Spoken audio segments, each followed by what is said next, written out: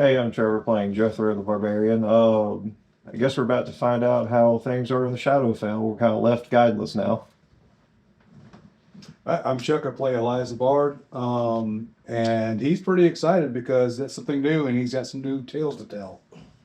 I'm Kylan playing Abriel Arcath, the Paladin Rogue, and I really want to use Black Razor. I am Timothy playing Holt Argan, the Halfling Druid.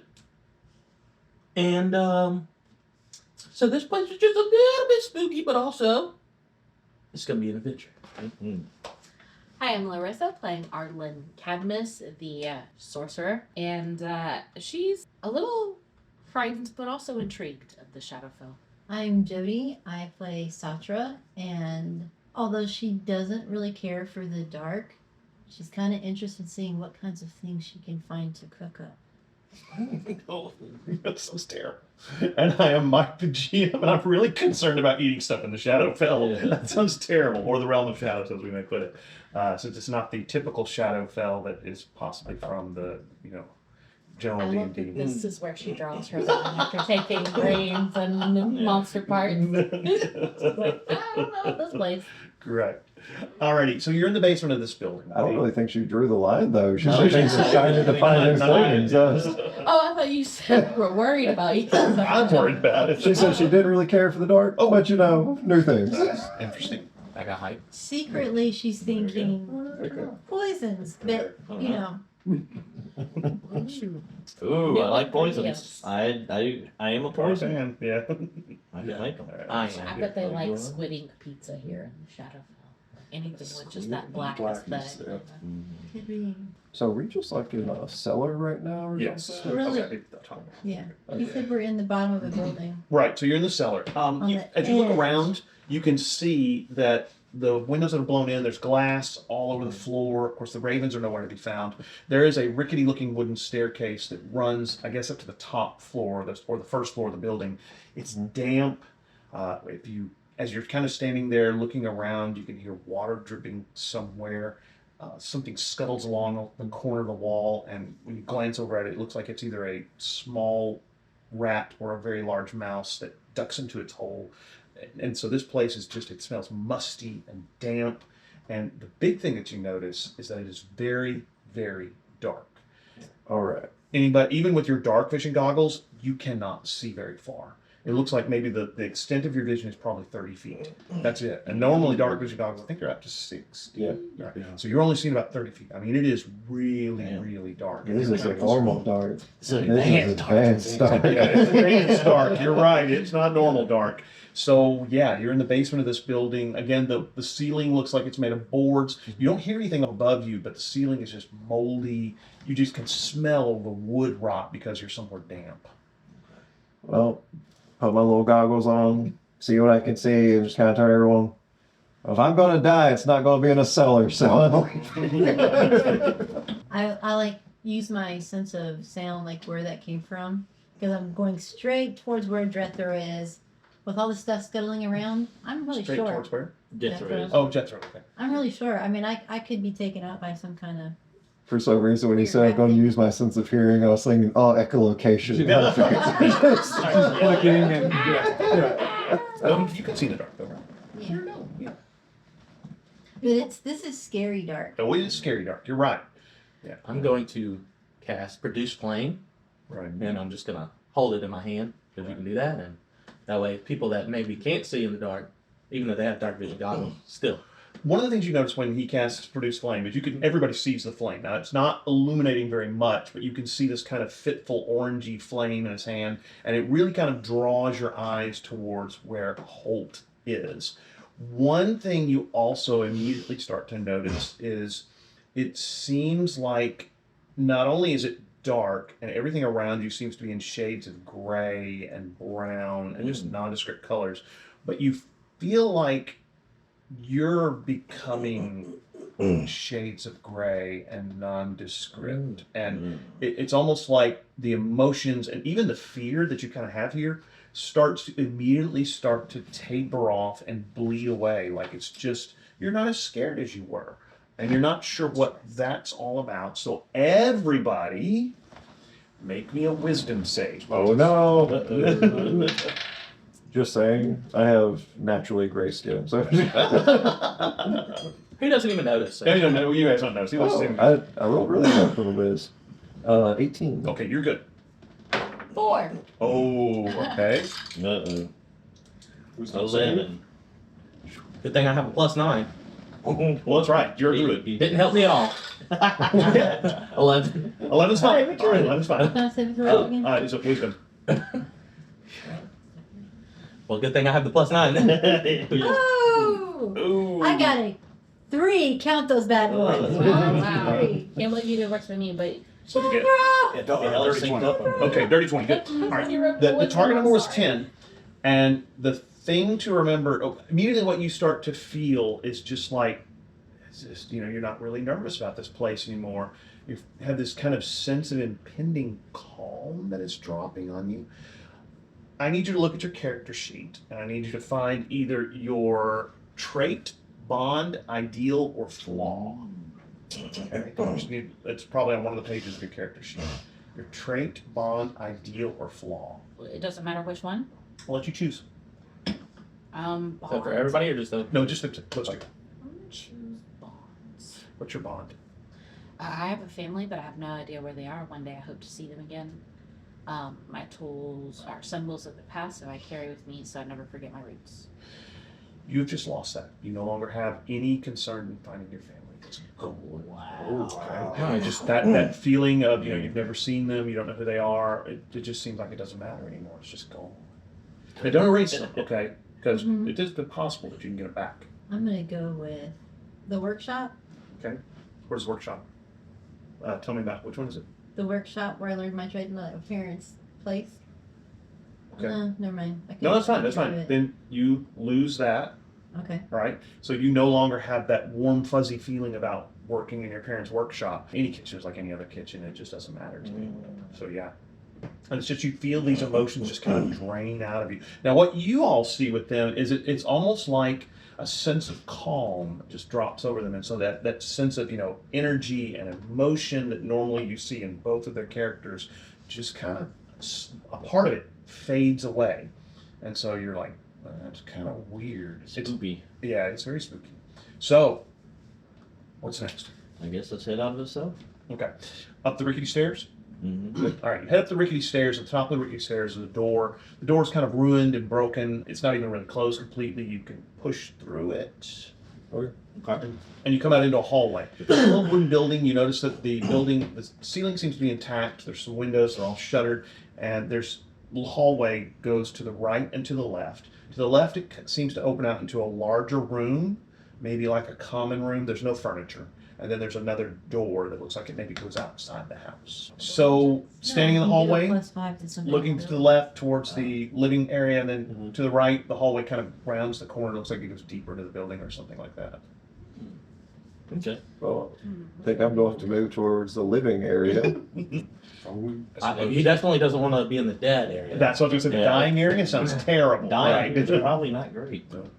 Head out to the living area. Again, as you walk out there, little puffs of dust where you stand on the floor. The boards underneath kind of creak ominously, almost like they're just rotten. And again, the sense of just musty, dead moldiness is just everywhere. That if you've ever been in an old house and that kind of sour smell, that's everywhere. It's just prevalent. You're sure it's all over your clothes now and you're never gonna get it out, right? Is feel this like- like a regular house or like a mansion kind of vibe? Or like, It seems like it's kind of maybe like a small house, like where a family would have lived or something like that. It's not terribly large. This house doesn't seem super well maintained, so maybe we should go outside before this whole thing just collapses on Yeah. us. That is true. Sounds good to me. Open the Also, we door. can see where we're at. Yeah, the door swings out and it steps down about 3 steps into the mud, and there's houses on either side of you. Most of them look very similar to this. A few of them you see like fitful light maybe out from underneath the shutters. All of them are shutters and closed, so you can't see what's going on. But a few of them seem like they have like little peaks of light coming out there. It's so dark. And as you step onto the street, again you hear scuttling of stuff moving through the trash and the leaves of the streets. weird sounds. Something flaps overhead, and then you hear something, maybe some kind of calliope music off in the distance, and it just goes for maybe a couple bars and then cuts off. It's just very eerie and disconcerting. The street you're on is right here. Yeah. There's basically, it runs this way. You can see that it runs towards what looks like a city wall, lots of buildings. Then this way it seems like it goes towards the center of the city, because you can see lots of buildings, and the buildings seem to be getting larger. And this looks kind of like a little cul-de-sac right here. The area you're in is called the Tenderloin District. The Tenderloin District being the not so good area where a lot of the thieves and maybe the people who are ne'er-do-wells tend to live. You can think of it as maybe the upper, lower class, right? But So- that's where you are. There was something I wanted to ask just before we stepped outside. Sure. In this living area, are there like any paintings on the walls or any kind of just? You do see a broken table over in one corner. It looks like two of the legs are broken off, so it's laying at a really steep angle. Yep. And it looks like there may be some other pieces of wood scattered around it, maybe like were chairs or things like that. But other than that, Okay. nothing. It's just dust and mold. All right. I'm gonna go up to one of the houses that has lights coming out of it and knock on the door. You go up and knock on the door. Dun, dun, dun, dun, dun. A couple minutes goes by, and you hear just inside the door. Who is it? I'm Sounds like Sam's government. voice. I'm here to help. Avril Arcath, champion of Stonegate. I don't know anyone named Aubrey Alcath. Go away. We don't want anything. We don't want any trouble, especially. Where are we? You're in the city of Gloomrot. Gloomrot. That's a terrible name for a city. It's the Shadow Fell. What do you want? Wait, what? Is there a big body of government we could talk to somebody around here? Oh, you want to speak to A mayor, governor, king? right? The person who basically runs the city is a gentleman by the name of Prince Roland the Deathless. Ominous. He has a castle. We call it Castle Deathless. But you'll never get in to see him. He doesn't really see anybody much. Does he not have eyes? Well, he just won't let people in. It's a terrible place, and there's always danger around every corner. You never know who's going to steal your memories or your soul. You need to hold on to those memories tightly. I know he didn't die. He's deathless.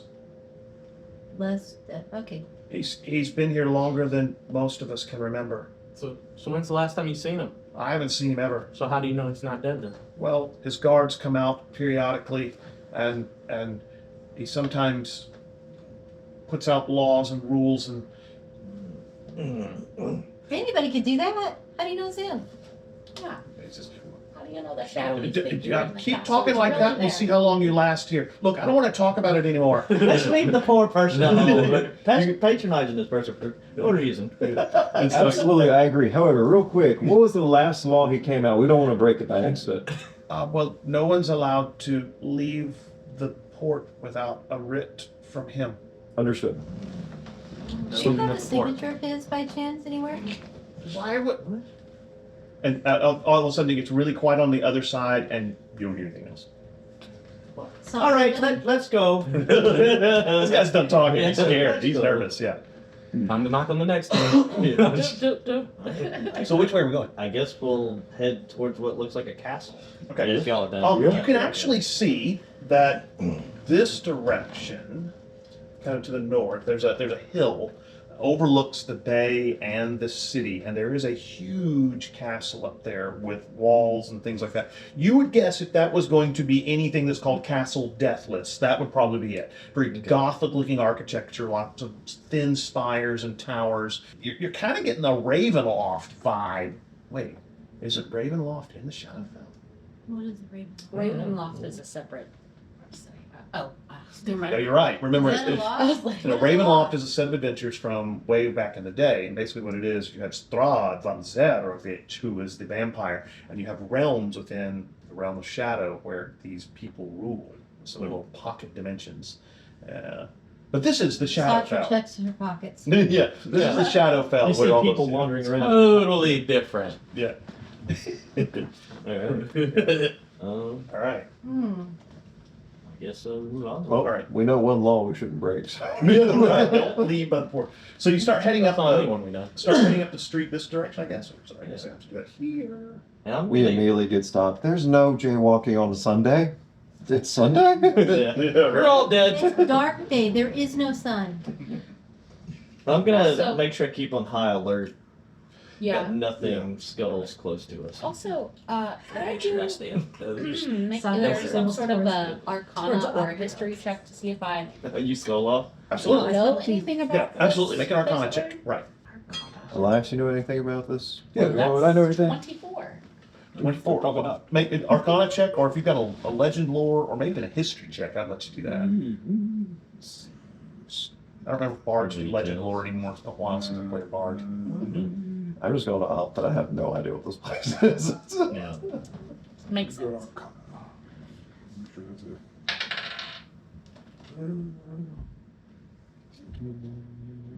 21. All right. Both of you have heard of the Shadowfell of the Realm of Shadows. You know that this is where the Raven Queen lives. There's lots of denizens that live in this area. Most of them exceedingly powerful. Some of them older than time itself. There's lots of stories about Shadow Barbarian King who at one point invaded the normal realm and then was pushed back and they sealed the gateway. So there's all kinds of stuff about that. You know that there's a huge ocean. There's supposedly a city ruled by undead. And then on the edge of this huge chasm is the temple of Zubamarina, which is the place where they worship the Raven Queen. And the Raven Queen has lots of cultists and followers throughout the Shadowfell.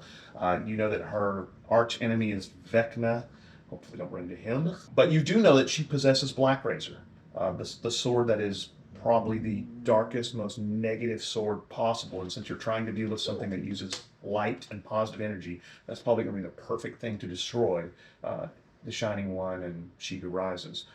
But other than that, you know that in this dimension there are pocket dimensions, realms that are ruled by dark powers. They're imprisoned there a lot of times by whatever runs the Shadowfell. You've heard about a vampire who runs a place called Ravenloft, but there's many, many other pocket dimensions where people are imprisoned. You know, it's Just pretty bad. kind of convey Seems like as much as I can about that to everyone. Am I familiar with? We're gonna need to cross the sea to probably get to where the Raven Queen would. You really have no idea. No idea. Really no idea. The nice thing about Shadowfell is it's not a completely changeable landscape that changes at whim or anything like that. It does actually have a landscape that you could follow. It's not going to change on you or do something weird. So probably somebody around here, maybe a sailor or a trader, would know how to get to the different various cities and probably know the safest way to get there. Heading up the road, Travel. it's a main thoroughfare. Every once in a while, you will see someone coming towards you. Looks like someone maybe who lives in the town, all dressed in dark brown, gray, nondescript clothes. As soon as they see you all, immediately they pull their hats down and look at you and look away toward, and scuttle on by very quickly. Oi.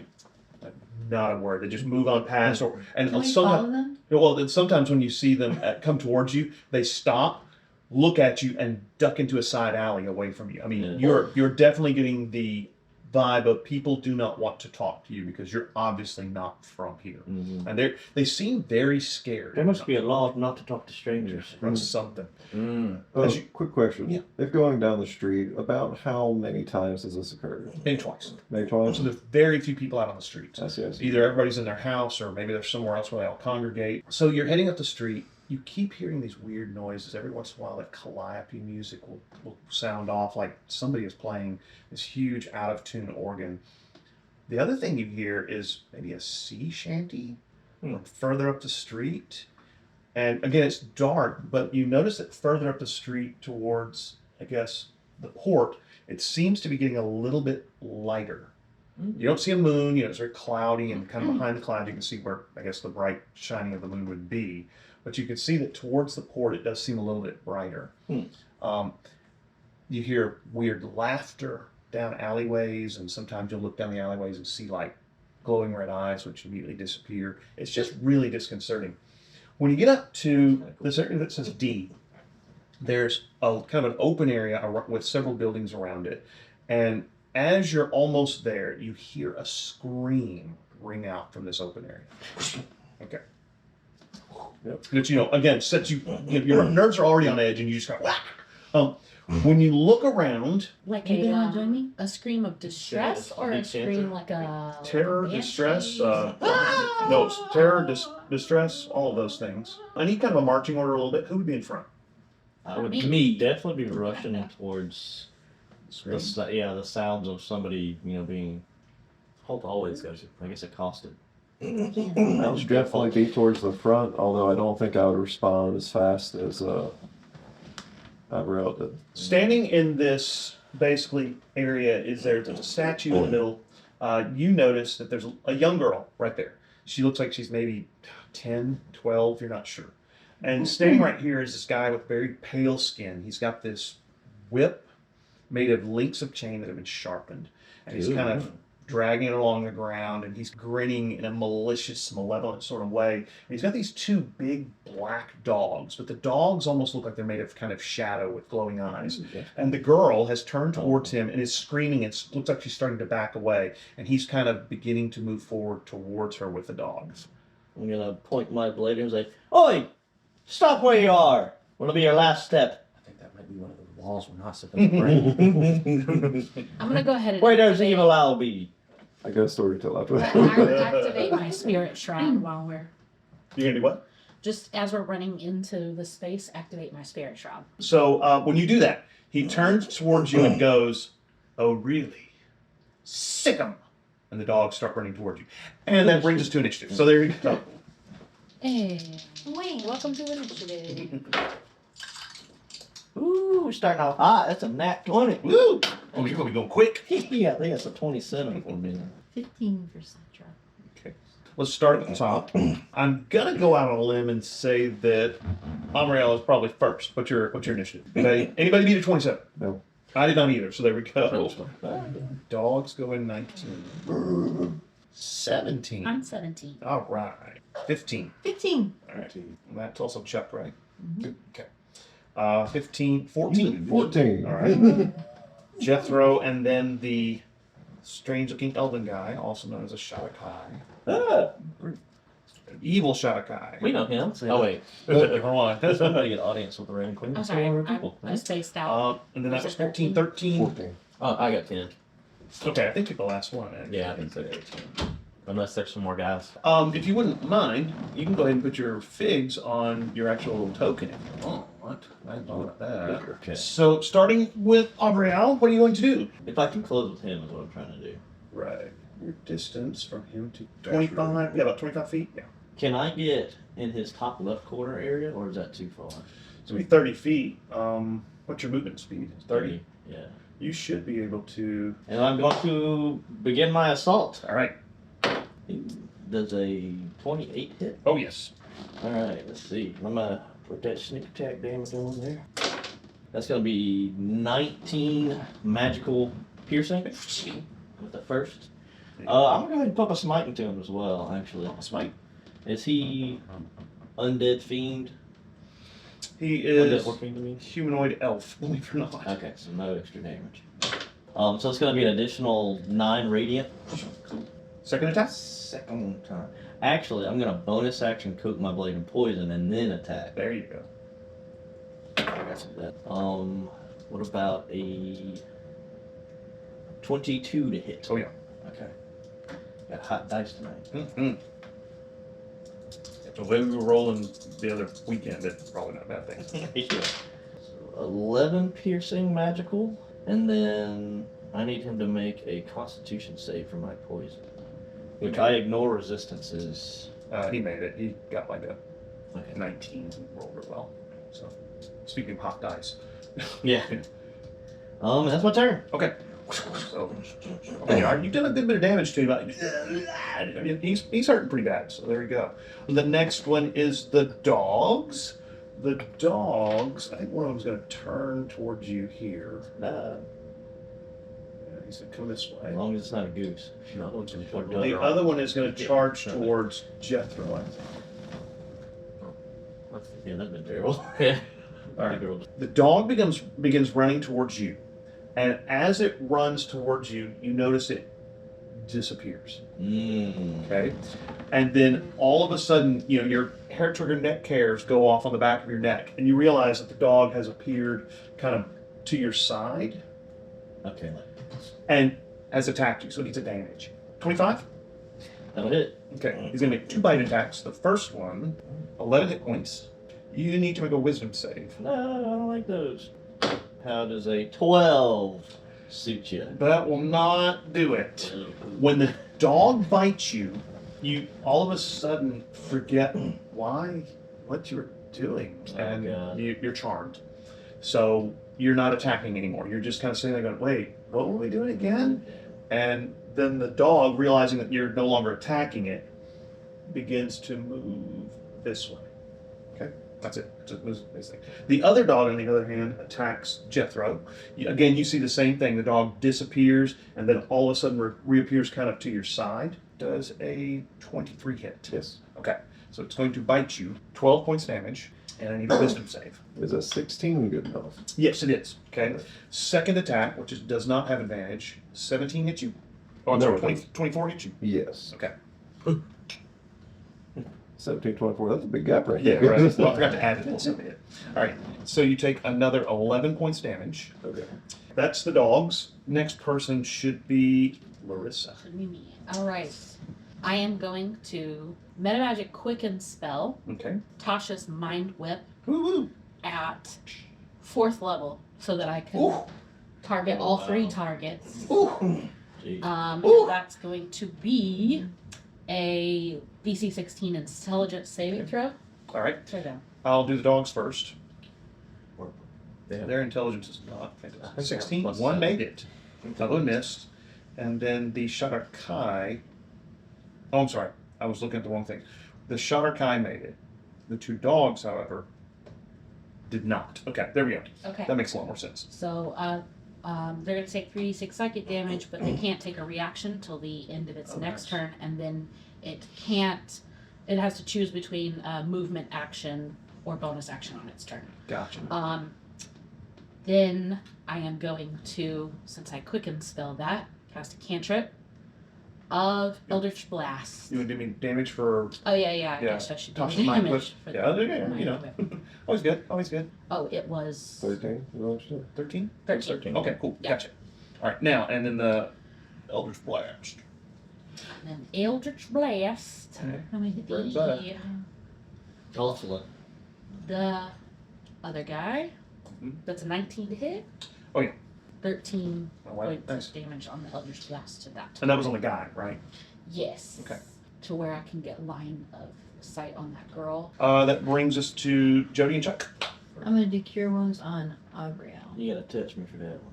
Unless you got something special. I have to test you for that one. Touch him. Oh yeah, It's a well, touch. can I not move to you? He's pretty far away, honestly. Just make the dog in there. Yeah. Get him- Healing word's probably your best bet. Okay. If he's still Well, fine. you gonna do this next first round, level, I can second get level, him third out. level? For healing word, he's only lost 11 hit points. Okay, so come on. So all you do is just I'll click over just here. do this. Oh, this is the Jody rolls really terrible You today. get 6 back. Hey, Congratulations, you have that's- 6 hit that's points. at least half. That's right. Mm-hmm. All right, and that brings us to Elias. I'm gonna cast spiritual weapon Mm-hmm. on the other side of the dog. On this side of the dog. The dog. Where's my spirit? What flavor of spiritual weapon are you using this time? Bagpipes. It's Oh, from yeah. Scotland, so bagpipes are just, you know. Mhm. How was that? Huh? How was that? Nice. It's basic, yeah. Mm, Got yeah. it, yeah. Let me see. Almost didn't come back. Really. Did you guys have any haggis while you were over there? Yeah, we had some haggis, had a haggis roll, and it was good. It was really good. I like haggis. So, Mhm. So I'm not going to draw a spiritual weapon. That's I'm cool. not trying to do it. So you're putting it right here. yeah. Yeah. And then it's going to attack. 22 to hit. Okay. All right. That'll hit. Yep. For sure. For sure. And you were hitting the dog, right? Yes. Perfect. 9 points. 9 points. radiant. Dog goes. "Arr!" And that was your turn. Mhm. Okay. Check. Me. Well, I'm gonna go ahead and rage. And then I'm going to reckless attack Very good. and attack the dog that attacked me twice. I think that's great. Oh, we're good. That was a crit. Oh, nice. So what's your normal max damage on your dice? one-handing the thing, so it is 8. Okay. So you get 8, and then roll your dice to add to that 8. Just make sure this is just the weapon die, right? It's not like the Right. strength or anything like that. All right, and I have brutal critical, so I get to roll additional die as well. Oh, wow. Nice. Brutal critical's nice. Oh yeah. Okay. So then that'd be 10, 18, 24, 27 Okay. points of damage. Okay. Did you put your strength bonuses and stuff in there? Yeah, I didn't double strength or anything. No, like you that. just hit it once, yeah. Yeah. So 27 total? Ouch. Yeah. Ooh. Nice. Now you're hitting the dog, right? Yes, the one next. Okay. It's still up, Right. but it is definitely looking not so good. Now it's time for my next attack. Wow. Bad dog. A 22. Oh, yeah. Not too dodgy. Now that's the end of this dog. Yeah, pretty close. Another crit. No. Matter of fact, that is my lowest damage I can roll. So that is 10 damage. All right, so he is still up. The dog is still up, but it is looking pretty, battered, bloody, that kind of stuff. You definitely put the hurt on it.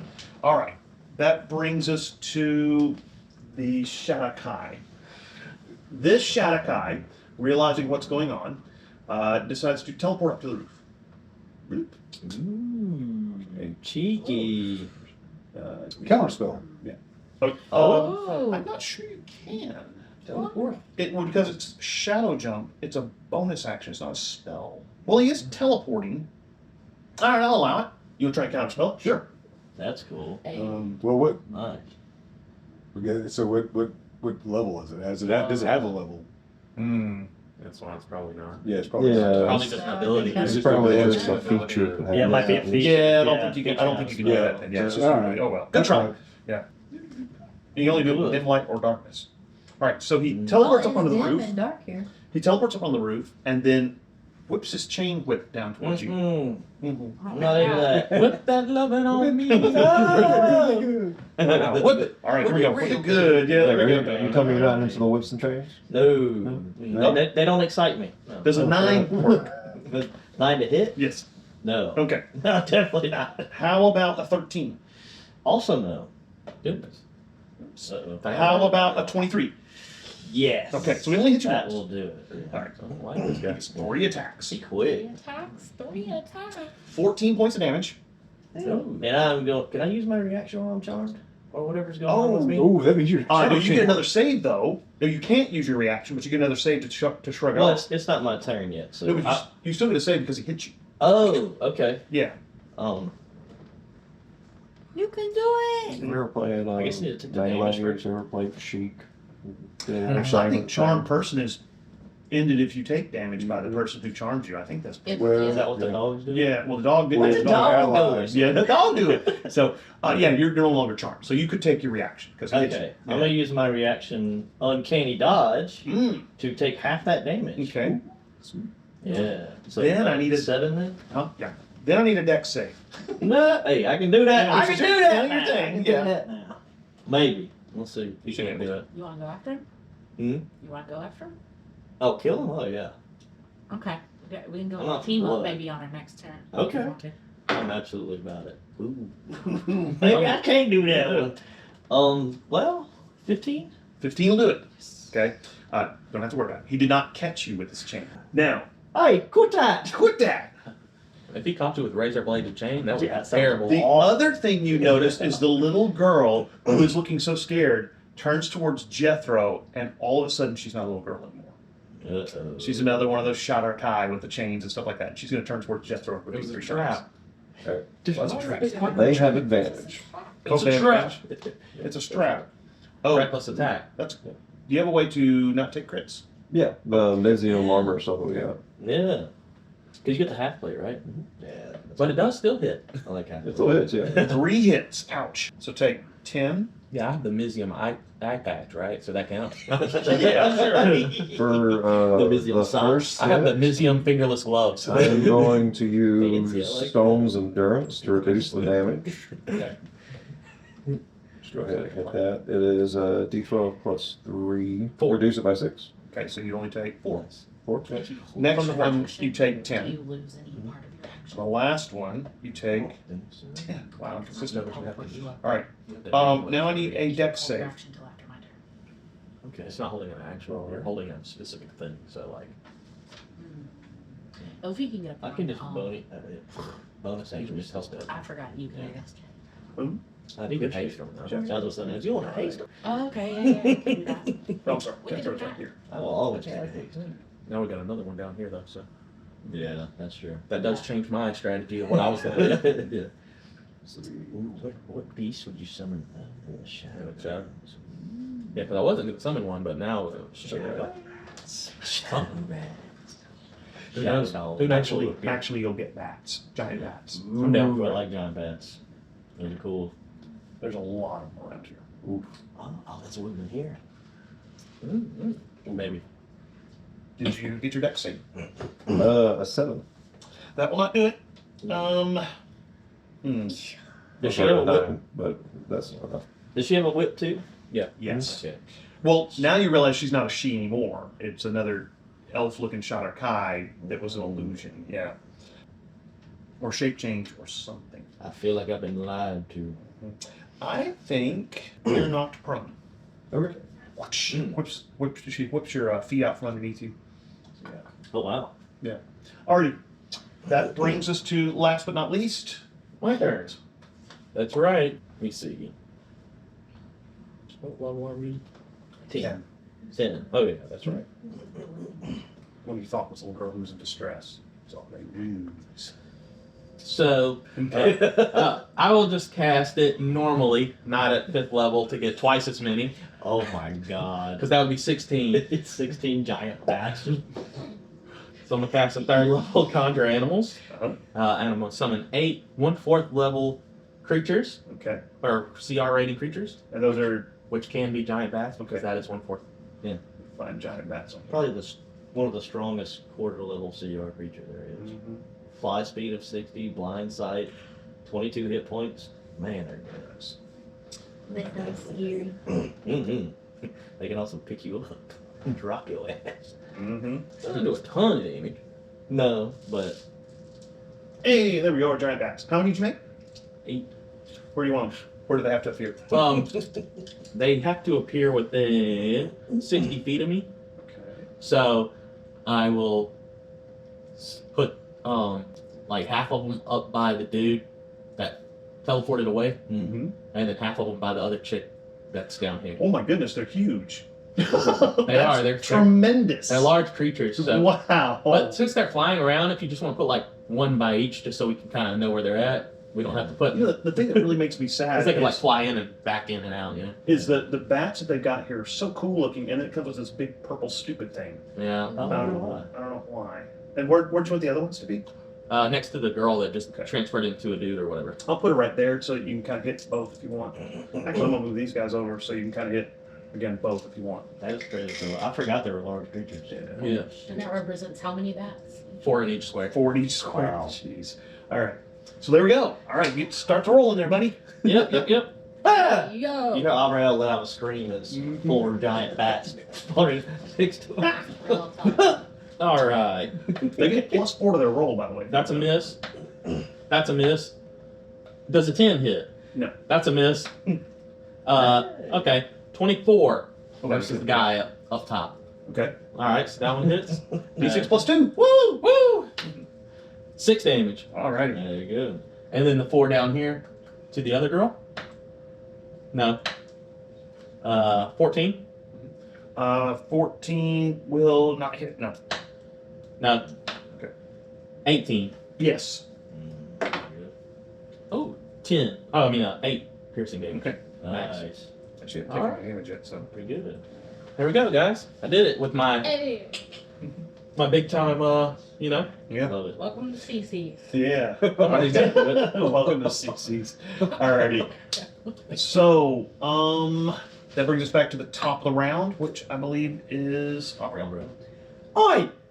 I can do that too! And I'm gonna bonus action Misty Step. Okay, cool. That's essentially what he does, but he has to go from darkness to darkness. That's I do like that. It's a cool feature. Alright, so now I'm up there with him. I'm gonna. Do you oh well, and never mind. Actually, the dogs can't do reactions because they're under mind whip, so never mind. Go ahead. I'm gonna go ahead and shank him. Shanking. Hey, there's bats nearby. And there's bats, so I get advantage. Not advantage, sneak attack. Poison your blade again? Ooh, that's a crit. Oh yeah, bonus action. No, I already used a bonus action to get up there. Oh, yeah, never mind. I mean, it can use its Look at reaction. No, it can't. Not Should totally have told at us the because same it's time. a bat. Right. Fly me up there. That'd been actually kind of cool. I am Blinding launch me. Yeah. So that's 12 off the rip. Okay. I'm gonna need it. So that's 21 It's there. piercing. Oh, okay. Yeah, it only had like about 12 hit points left. When you said 12 off the rip, I was like, ooh. Oh. He gets like 3 more, and I think the thing's down. So, all right, so this one goes down. One section back now. Boom. It's like a bat. Yeah. I'm just gonna, and then I'm a straddle one of the bats, waiting to lower. Yeah. It's only about 10, 15 feet. You could jump down. Oh, but riding a bat sounds like a lot of fun. Okay. You wait, the bat turns stronger. Yeah, you, Like, Yeah. You jump on the bat and slam into the ground. Well, you jump to the other back, grabs you with its little claws, and lowers you to the ground. And Yeah. kind of quickly get rid of it. Yeah. So, Now you can have a team up with the bat. Just dexterity check there. I mean, come on. actually, I'm gonna jump down on that dog. Okay. You do have another attack. So now I've got my second attack, so I'm gonna jump down. Do I need to make a check or anything? It's 15 feet. It's not slippery. Yeah, you just take 87 damage real quick. I'm not gonna jump down. I mean, at most you would take a d6 for a 10-foot fall, but you're not falling. You're jumping down. I mean, okay. Landing on the you're a thief. Acrobatic You're nimble. down, You're that's acrobatic. right. Yeah, don't worry about it. Does a dirty 20 hit? Oh yeah.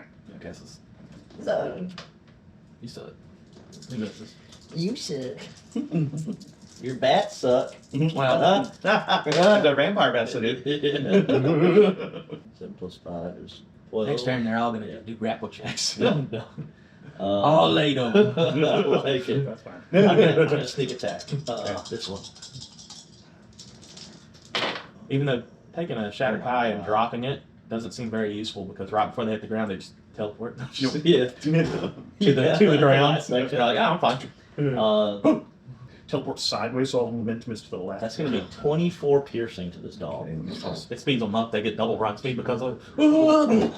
Alright, that brings us to, let's see, that was The dogs. the dogs. The dogs. Alright, the dog is going to attack just so you can get you. attacked by the dog. Good job, man. Now you're getting charmed again. You gotta hit me first, baby.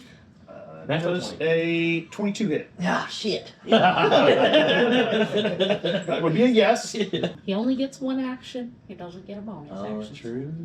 Take 12. Yeah, but multiple attacks is still doing Alright, let's hop around, so we're gonna half that to 6 with my uncanny dodge. Right, 21. Hit. Yeah. Okay. And 12 more. But you do not have to worry about the charm thing, because once you've had it, that's it. I like that. Otherwise it becomes stupid powerful. Mm-hmm. I mean, That would have to be a lot higher rating. If that was Yeah. Yeah. yeah, their CR's like 5. I'm like, man, if they could charm somebody every round that they bite, and they get 2 bites a round, that's stupid. You could have 2 of them bite an entire party Right. in one round. Done. Yeah. And then leisurely pick you apart. Wait a minute. Hmm. You can go on. Okay. That brings us to Arlen. I didn't have a breastplate. the dogs on went that already? armor for Yes. some reason. Okay. So Dogs have I gone. can- I Oh, wait, I'm sorry. Both the dogs did not go. The other one needs to bite Jethro again. Sorry. Jethro he missed. needs to bite Nope, it. missed. Both misses. Yes, advantage.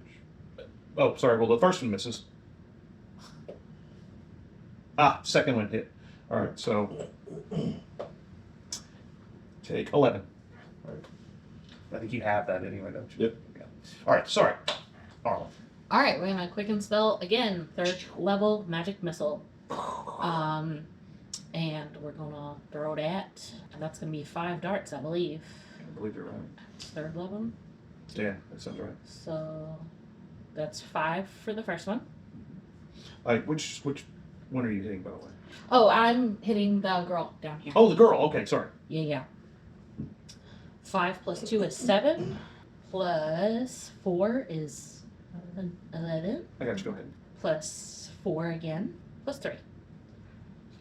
And then, since I quicken spelled that, we're gonna do Eldritch Blast again, also on her. Cool. That's 25 to hit, Oh yeah, easy. and that's gonna be 3 plus. You got to roll for each beam to hit. Oh, you gotta roll a hit for each beam? Yeah, because they're separate beams, and you can also target different people with them. Oh, same thing. So 25 again. Oh, yeah, you so, can. Yeah, they're not that dodgy. 7 on the second hit. Alrighty. Everybody's still up, though. The dogs have gone, Arlen's gone, and we're to Satra and Elias. I'm gonna move this way a little bit, get equidistant. I'm gonna get parallel with that statue. Go north. Yeah, just straight north of me. Right here. About 10 feet. Yeah, there we go. Cool. Very good. All right, I'm going to cast Healing Word again. Woo-woo. He gets 11. Mm-hmm. She's at second level. I'll move it for 11. Who are you doing? Yeah, sweet. All right, Thank you. I think he's taken the most. I mean, you've They taken a both lot take of a bunch, but yeah. damage, but I think They both- Ezra still has more hit points. No? It's more rare. Probably. They, Yeah, they have no, good it's hit okay. points. They're pretty beefy. Sorry. That's it, And 11. Elias. Thank you. Spiritual weapon is going to attack the dog again. Taking it out. Ooh, 19 hit. Oh, yeah. That's 8 points damage. Mm-hmm. Let's see. All right. And the dog goes down. Okay, and I was. I learned others last too. So I'll just blast the other that one. That Yeah, one, the other the side. battery. Gotcha. Gotcha. The girl? Yeah, Yeah. girl. 10. Ooh, 11 hit. Nah. Nope. It might be a female Shadakai, but they all shave their heads and they're kind of elegant. That's my turn. How many, like, what, 3 of them hit? All right, that goes to then Jethro. To me. To you. The dog near you is dead, but the other Shadakai is not. Well, then I'll move. Well, actually, I will stand up. And Takes then half I'll your move movement, that. right? Which it should be fine, yeah. And then, once again, I will reckless attack and swing at them. Mm-hmm. Go for it. That was Okay. 21. Oh, yeah. That's 11 points. Mm-hmm. That was 16. Yep. And that's 16 points of damage as well. All right, still up. Looking, she is looking kind of bloody and beat up. That brings us to her. I think she's going to hit you with her chain real That's quick. this girl. Very Actually, no. She's going to shadow jump for a bonus action Mm-hmm. over to here, so she's not near the bats. And then she's going to use her spike chain. Last speed, baby. Oh, nat 20. Oh. So I won't roll again, but you don't, I mean, crits don't matter anyway, Yeah, because true. You love that music? take 10 and still have advantage. Hmm? Will a 14 hit you? No. And another 20, so that's fine. Right. Oh, I rolled minimum amount of damage, so take 5. All right. And I need you to make another dex save. Okay. Is a 19 good enough? Yes, it Right, is. It's just his. That was the Shadow Dancer, the Shadow Kai. And that brings us to Me. Colt. I am going to, as a bonus action, summon my spirit totem of a unicorn. It has a 60-foot radius, Wow. or 30-foot radius, so 60 foot. Okay. And So I would hold on. summon that like in the middle somewhere, try to get all my allies in it. I don't know that you're going to be able to get. So I drop it right on the statue in the middle. It's pretty close to getting everybody. I don't know if it will, but. And then I'm going to physically walk up behind Jethro. I'm going to cast Cure Wounds at second level on him, and I will heal him for 14. Woo-hoo! And then everyone inside this circle that's an ally, even though there's only, I think, 2 people that have been damaged, will also heal themselves for 10 HP because it's the unicorn totem. Okay, so you're taking any damage, heal 10. That's freaking cool. That's awesome. And so you also get 10 on top of the 14. Nice. Very nice. Sick. That's All right. And then 8 bats will fly over towards the girl. All 8 or just 4? Oh, actually just 4 because there's still a dog over there, isn't it? Yeah, there is. Yeah. Okay. Okay. Oh. 4 will attack this girl. All right, go for it.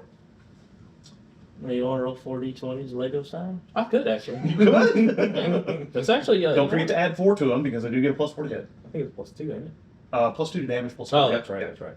That's right. Got a 17 and a 17, so that's a 2 21s, and the other 2 should be misses. Yeah, the 221s will hit for sure. Absolutely. All right. 5 damage and 8 damage. All right, that's on the girl, right? Right. And then against the dog. So got a 18 and a 23. Oh, yeah. So those 2 are probably going to be the only ones that hit Mm-hmm. out of that.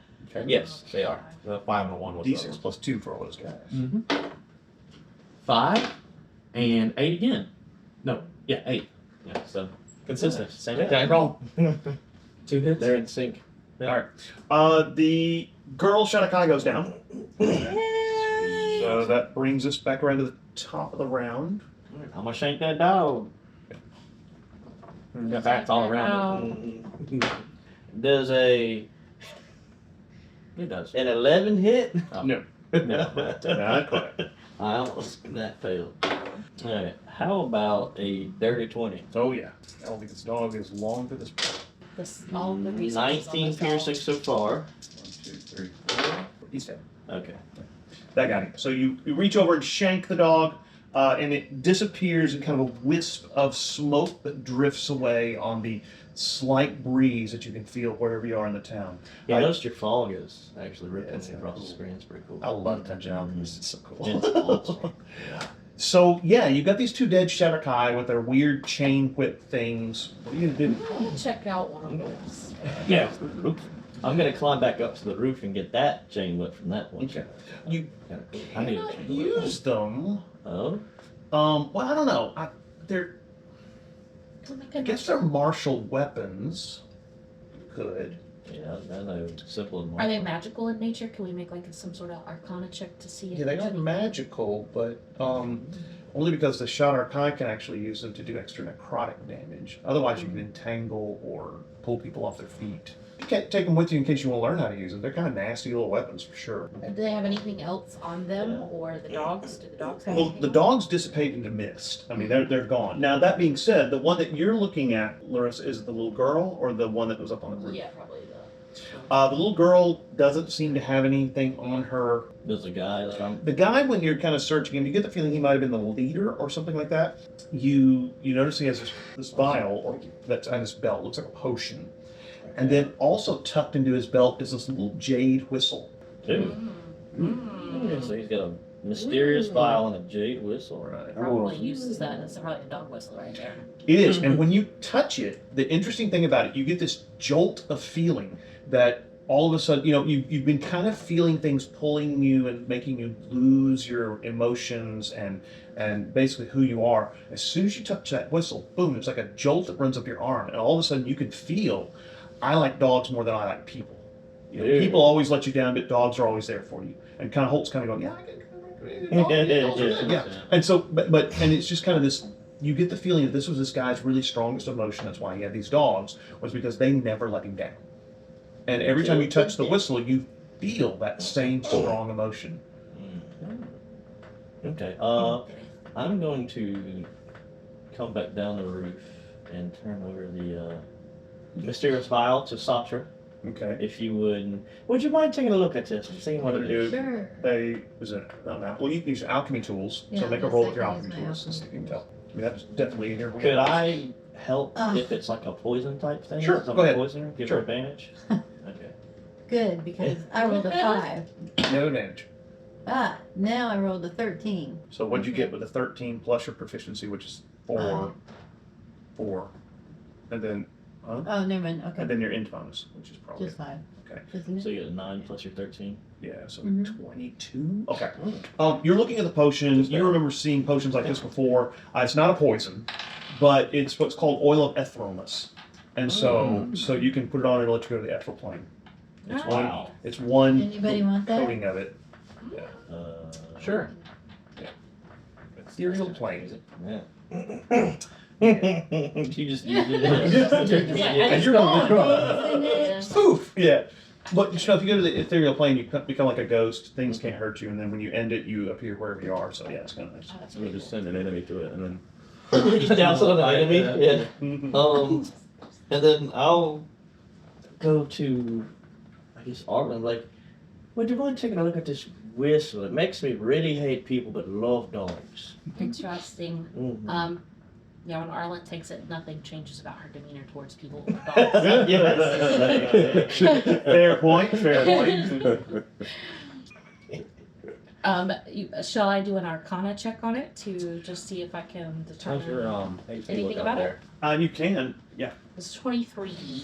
It does not seem to be magical, but you realize that what's happened is this person has taken their feelings and emotions, and to protect themselves from the Shadowfell, they placed them into an item. Interesting. Like created like a safe keeping place for their. A touchstone is what we call them. Oh, a Yeah. touchstone.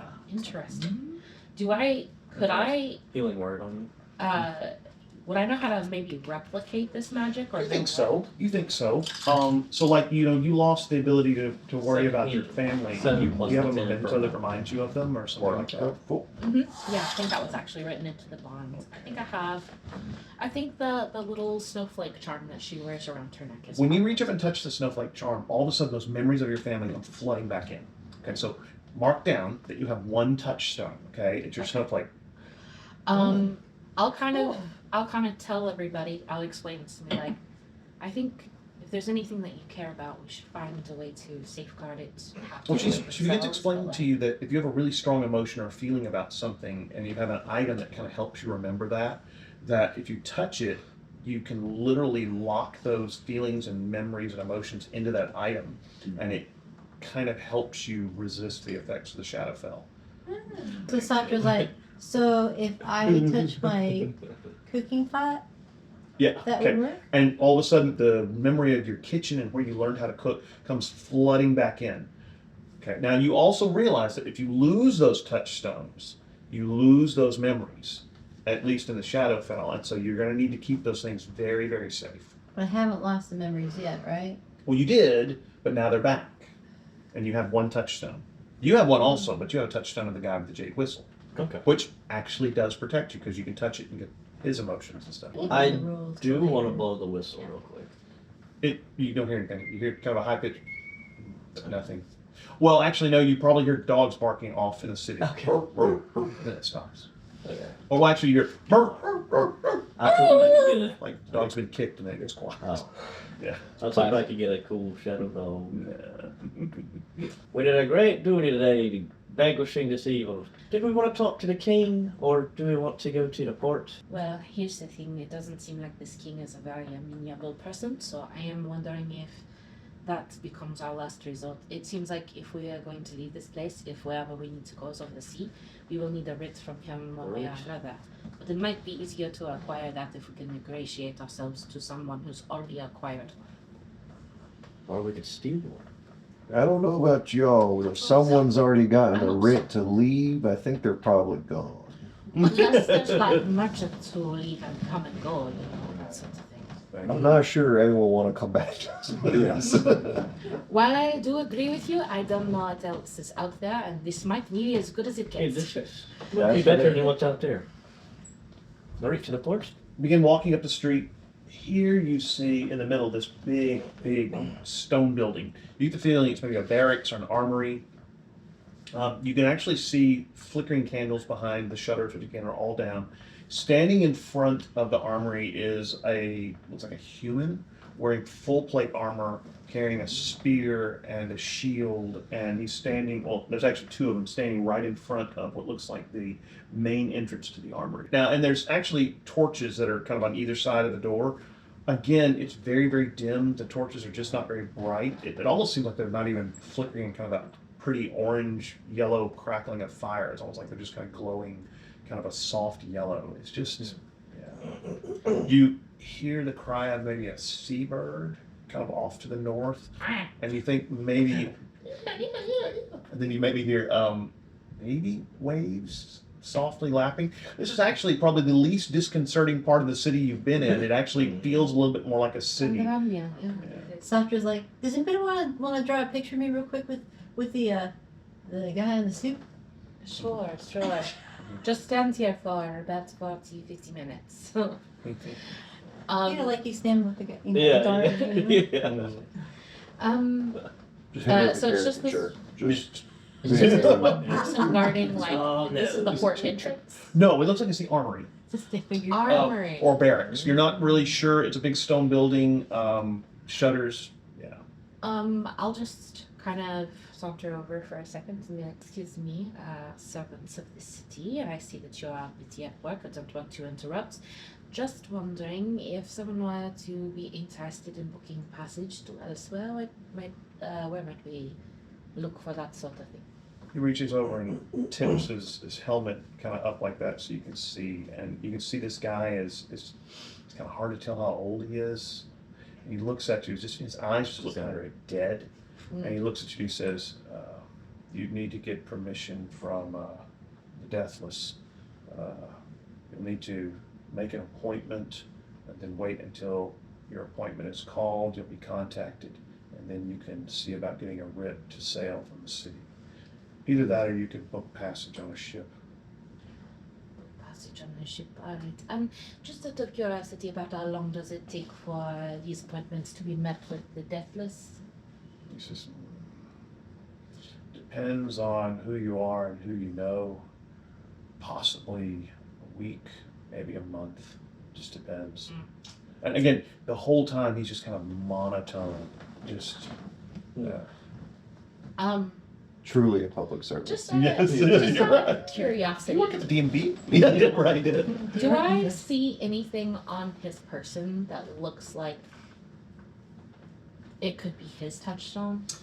Give me a perception check. Perception. Not very good perception. That was a natural one. No, you're not sure of anything. I mean, it could be anything, honestly. And he seems, you're not even sure if he has a touchstone, as monotone as he is, and Right. kind of Might gray be and blending into the completely background. Like, well, I appreciate your service, and I will let you get back to your work.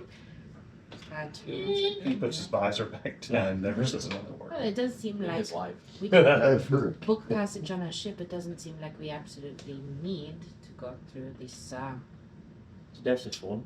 whole hierarchy, but we need to know where we are going before. Well, did you ask him where the port was before he closed his helmet to never speak again? You can smell the port. I was I like, mean, you I can actually think smell it. You can think we smell the just- salt air, and you can kind of hear the birds and the lapping of the water. It's north of we you. follow the seagulls. I think if we just throw some fries in the air, Yeah. which way the port is. I guess we just ask him. Sorry. I guess we just ask him to take us to the Raven Queen. I think we should be very careful who we throw that name around to around here. They all seem very scared of like everything. Are they scared or just tired? Just devoid of emotion. Could be all. They're just depressed. Yeah. You get that feeling they We are. should throw another party. That'll get the This spirits would be a going. rager. Not. Somehow I feel like the vibes here versus Saludo is going to be quite different. Really killing the vibe. I will say that Slam after we poetry night, finished maybe. talking, I turn away like to where the guardsmen can't see me or anything, and I secretly catch Druidcraft pine scent right past his nose. You actually notice you kind of see his nose because the visor kind of leaves his bottom part, and you notice actually he flares his nostrils. So I think that's his entire response. Wow. You made his day. Usually that gets the people going. Yeah, it does. Yeah. It gets me going. Pine scent. Pine scent. Pine scent. Pine scent. Actually, I don't mind that at all. They're smelling the dank, moldy underbelly. And it actually does smell much nicer with pine scent because this place is just moldy. It's like putting up And one it's of those little it's the trees. musty smell of the ocean, that kind of weird, salty, just not good smell. Yeah. Smell like something. What does that smell? It smells like something. Pogi plant. They have the pogie plant in Shake When the tomorrow. tide goes down I there. was thinking of Yeah. Lost Boys. What is that smell? It smells like something died. That's the ocean. Lots of things about All right. Right, I'll go to the port, I guess. All right. So you head further along to the port. Are you gonna head this way to the port? You see where my little green thing is? Yeah. Yeah. That sounds good to me. Yep. All right. So you come actually to the port. You notice that the port is actually the streets are stone here. There's lots of warehouses, and it looks like somewhere in maybe at the edge of this green area, they started laying cobblestones and actual foundations because they just didn't want it to wash away by the big ocean, lake, not sure. Looks like it may be an ocean. This is kind of an inlet from the ocean because when you get next to it, as far as you can see, is this dark water, black, bleak water with little sparkles of light coming off of it from the kind of hidden moon. You see that there's lots of docks going out in there that are pretty long where you can put reasonably large ships. All of them are empty except for one. Ooh. And at the end, there's this boat, and the boat is painted. Well, as you walk probably closer to the boat, you notice, oddly enough, this boat is called the Endurance. The boat is actually in. I mean, everything around here, when you walk out on the dock and it creaks underneath you and it's wet, it's damp and kind of slippery, and you can see that there's like seashells and barnacles on it. I mean, it's just ill maintained. When you get out to this boat, the boat is absolutely, it looks like somebody has painted it yesterday. I mean, it's absolutely, doesn't have any of the sense of decay that you've seen. It's, painted kind of a dark blue with red railings. You see that there are areas where the wood might have gotten damaged and they've been sanded out and then painted over and filled. I mean, this boat is just pristine. I mean, you're like, wow. It's kind of a ray of sunshine, if you will, in an otherwise bleak city. This boat looks, and you see people moving around the deck. You can kind of hear the calls of the sailors. Hey, make sure you lash that down before so it doesn't roll over there. Make sure you've got more ballista bolts for the ballistas, and make sure we also put those iron balls for the catapult on the front. And you can see this boat has like a catapult on the front and looks like 2 or 3 ballistas on the back end. It's got a raised stern and then a raised front, and there's cargo hatches, and these guys are moving stuff around. It looks like it's got 3 sails. It's a pretty big boat. Ship. It's not a boat, it's a ship. Working the ship seem more energized than Yeah, the general yeah. population. You see everybody seems a lot more energetic, a little more lively. It actually sounds like a boat like you've seen in any other, well, I guess you guys actually probably have not been to a port, but that you've always heard of, how a actual port would sound. And these guys are yelling at each other, and kind of it almost seems like the boat is brighter too. They've got lights going on the deck, but it almost seems like the entire boat itself is just a little brighter. So you're like, wow, this is crazy. The gangplank is down. Walk up. All right, yeah. You walk up the gangplank. Dale. When you get to the bottom of the Hey, gangplank, Captain. guy. Wow. Yeah. When you get to the bottom of the gangplank, you see a guy who is standing at the top, and he turns and looks at you and he says, "Ahoy! What can we do for you?" Where y'all heading? Where are we headed? Nowhere yet. We've got to get a writ from the Deathless before we can leave. How is that venture going? We've been sort of looking into that process ourselves. Yeah, the captain's been sent somebody to take care of it. He sent Brummett, the first mate, to see if he can get some kind of audience with the Deathless. Haven't heard from him recently. He's been gone for about a day or 2, but I've heard these things take time around here. So, do you know what it entails to actually secure this writ? Is it a favor you have to do, or not entirely sure? It depends. It depends on what you can do for the Deathless, or whether or not he will grant you a writ. We'll probably get in a couple, 3 days. I'm not really sure. We're the only cargo ship out of here. We just dropped off a load of cargo foodstuffs and exotics, and so now we're getting ready to pick up some things from here and head on out. If you don't mind asking, where y'all heading from?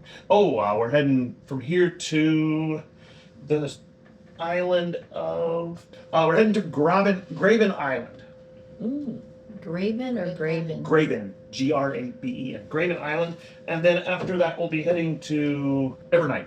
After that we'll be going to Evernight. That one sounds promising. What's an Evernight? It's a city of undead. We probably won't be leaving the boat there very much. They tend to not like living, but we will be dropping off some cargo with them that we are picking up on Graven Island. I think it's jewelry, gemstones, something like that. Graven is run by a family that are jewelers. If you don't mind me saying, you all seem like a bit of a dog out of water in this place. Are you from here, or? No. We ply our trade along the sea. The sea tends to be a little brighter, more hospitable place than obviously Gloomrot. So yeah, we tend to try and stay out at sea as much as possible. Oh, it's Gloomrot. I just realized, not Gloomrot. No, I just saw the name of it right Yeah, there. And I was yeah. like, oh, okay, that's different than what I was imagining. Gloomrot. Oh, I thought it was They're made by ROTL. Gloom, right? Yeah, that's cool. I like that. Okay. And he said, but yeah, so sounds like you might be looking for passage. Oh, you like Yeah, pretty much. Well, I can't really offer you passage until I talk to the captain. Captain's busy making sure all the cargo gets stowed and things like that. But look, the first mate might know a little more about that than me. He says I'm second mate. The first mate, he's at the Double Dagger. Is it the tavern? Yes, the tavern, right. I bet if we got you a shipwright, or whatever it is. A writ? Yeah. We could probably get you a. Oh, you get us a writ of passage. Yeah, you can definitely sail with us. It sounds like a plan. So I guess we'll. Can we Oh, get real directions quick. to the double dagger? Yeah, where's the double decker from here? Oh, he says, oh, right down that way. If you follow this. Before we go to the tavern, Mhm. y'all do, is there any fish out here in this water? Oh, yeah, we catch lots of fish. Oh, I was just curious. Well, okay. We catch lots of fish. We don't generally swim very much because there's a lot of other more unpleasant things that you don't want to encounter. Have you ever seen a kraken here? Can't say I have. Seen some Good. pretty nasty other things out there. Sharks, skeletal sharks. That doesn't sound Are great. the fish tasted? Are they edible? Heading to the double dagger then. Yeah. Okay. Onward. Generally, Aubriel comes in first, so we'll put you right here. So when you walk in here, Oh, I just again, the warmth and the light, when you walk into the tavern, for some reason, it's almost like the dark stops at the door and stays out. The mist is there- still rolling. Do what? The mist is still rolling then. Well, it's not. Yeah, there's still mist in here. You're right. You can still see it all on the bottom. But yeah, it's almost like the darkness stays outside. Possibly because there's so many people and there's so many emotions, and you're not sure. But you can see around the room. There's several patrons. Looks like there's about 20 people. We haven't needed it. You notice there's a bartender behind the counter, and there's a couple servers that are out moving amongst the people. You look like about maybe 15, 16, 17 people sitting there eating, drinking. It's kind of a boisterous place. This is the first time you've actually really heard sounds of normalcy and happiness since the boat. I mean, the entire rest of the town is just dark and foreboding. You walk in here and it's almost like, wow, this just feels almost normal, and you don't have to make saving throws to lose memories where you're here, because this is actually a kind of a pocket of normalcy. Respite. This whole Yeah, respite, for sure. this whole tavern is one person's touchdown. Well, you're not wrong. You're not wrong. As you come in the door, you see a guy wearing a captain's hat and a big leather apron, and he's standing behind the bar, and he goes, "Welcome to the Double Dagger. Just sit anywhere. I'll send somebody out to get your drink orders." Right. Sasha like kind of sneakily walks over there, gets close to him and says, "Hey, can I help you cook?" So Softer goes over here. What are the rest of you doing? Are you finding a place to sit? Yeah, we got a table right Sit here. that middle table. Actually, this table's occupied right there. The one in We'll sit at the one in the middle. if Okay, that's sounds one. good. As you sit down, immediately Actually, walking got it. over is this tiefling That's walks impressive. over. She's got, the typical demon horns, red skin, and she walks over and says, "So, what can I get for you to drink?" A round of ales for the house. The house. Yes. All right, well, that'll be 2 gold pieces. Okay. Now my hands are like 2 silver as well. Have any sort of like fresh fruit or bread, a cheese plate, a charcuterie kind of situation? Not so much. We got some fresh fish just caught today. I've got a nice seaweed salad. Same thing. Yeah. So yeah. Sure. Let's get a little. Yeah, sure. Let's get some. Let's get some fish. I'm gonna see if I can cook the fish. All right. Okay. I mean, you know. No, that's really Yeah. good. I'm a So, chef. You might she better- said, "All right, I'll get you something to eat. Anybody else want anything to eat?" Mm-hmm. Oh, yeah, I think there's some meat. Yeah, I'll take some Yeah, fish. yeah, but I'd Around have to cook. You're- Fish for the house. Yeah. Yeah. Okay. That's going to cost you about 5 gold pieces. Everybody gets fish and seaweed salad and bread. Okay. Fish and It's a chips. nice dark brown bread with all of barley Is it in it, like stuff a like that. English It's yummy. garlic, It's bear? good. And it comes with butter. But Butter. Yeah. I have butter. All right. So there's kind of Shadow a Bell is loud just cheer that goes up, and you notice that a minotaur walks over to your table, and he looks at you and says, "You don't seem to be from around here. What gave us away? Thanks for the ale and the food, by the way. Where do you come from?" we come from Stonegate. Is that on the other side of the ocean? I'm not Yes. familiar with I Stonegate. don't know. I don't know where it Sort of is either some- from where we someplace. are. It's Where? we just It's out of someplace. yeah. We teleported in. Or we were Oh, teleported. so you're not even from the realm of shadows then? Oh. We're from a different side. Yeah, I I'm from the realm of light. I grew up on another, and then got here, and now I'm shipping aboard a ship that's over here. So Endurance. No, actually, no. The ship that I was on, a little too much ale, so they left and left me and my friends here. And he kind of points to the other 2 minotaurs sitting at one of the smaller tables with him. But we'll get passage on a ship that we can work on soon. There's always 2 or 3 ships that come through about every 2 or 3 weeks.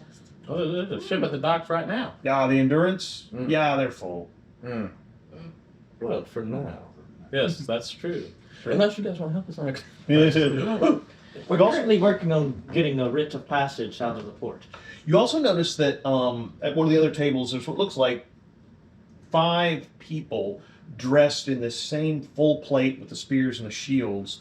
They've taken their helmets off, and of course their spears are kind of leaning against one of the walls. And when you say round of ales, when the ales come, and you notice that this one woman, she's reasonably pretty. She's got kind of a reddish cloak on while everybody else has no cloaks. She kind of raises the tankard to you and nods and takes a sip.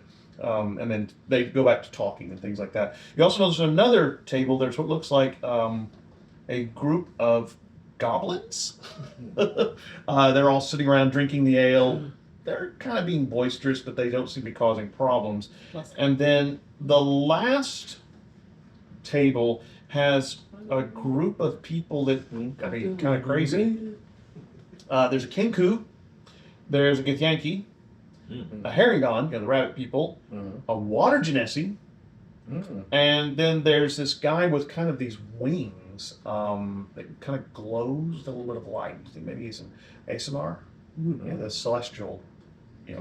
That's an adventuring group I've ever seen. I mean, they're all kind of hanging out. Better party than ours. And they look all towards you, and as you know, the ales come out, they all kind of toast you and back. Aha! Pints then. Pints there, pints Do there. we want No, to use it our, smells nice. Actually, this room smells of kind of like oil and brass and maybe lamp oil too. So it actually smells like a well-maintained tavern. Again. Okay. So, It doesn't smell all moldy and nasty. No, you're actually like, well, I hope we can get rooms here. This is a good place to stay. So, yeah. Sandra, you've gone over to the captain, or the guy in the captain's hat, and you've said, hey, can I cook? And he says, Captain Everstone. He puts his hand out, shakes your hand. You notice that he's carrying... Satra. Well, Satra, I've got to cook. So, unfortunately, no, I don't need your cooking. Well, look, hey, go enjoy some ale on your friend. He seems to be buying rounds, so yeah, if I need some help, I'll be sure to let you know. Out of my name. You notice that the bartender is a lizard person. I don't think I have my cart with me, Wow. so. Quite the eclectic group of We patrons. didn't get it. Yeah, Shadowfell. Well, yeah, who knows what winds up here? I mean, I don't know. Look at us. Yeah. Yeah. We'll have true, to harvest some interesting ingredients. Every single one of us is a different race, so yeah. Yeah, right. We're also quite eclectic. So what are you gonna do? I would like to go talk to the goblins. The goblins are seated right this area. You head over to the goblins, and as you walk over, one of them looks up at you and goes, Hello there, fellas. Yes, I was wondering if you might, by chance, have ever heard of a goblin named Sir Reginald the Mountebank. no, never heard of me. And that's when you realize the deep voice, you're talking to a female goblin. Okay. Yeah. Well, you should have. Let me tell you a story. What's your name? Oh, my name's Holt. Anyways, and I just relay the story of the greatness of Sir Reginald the Mountebank, who led his people out of darkness from She Who Rises. Give me a performance check. Oh, no. You might not be the right one for this job. I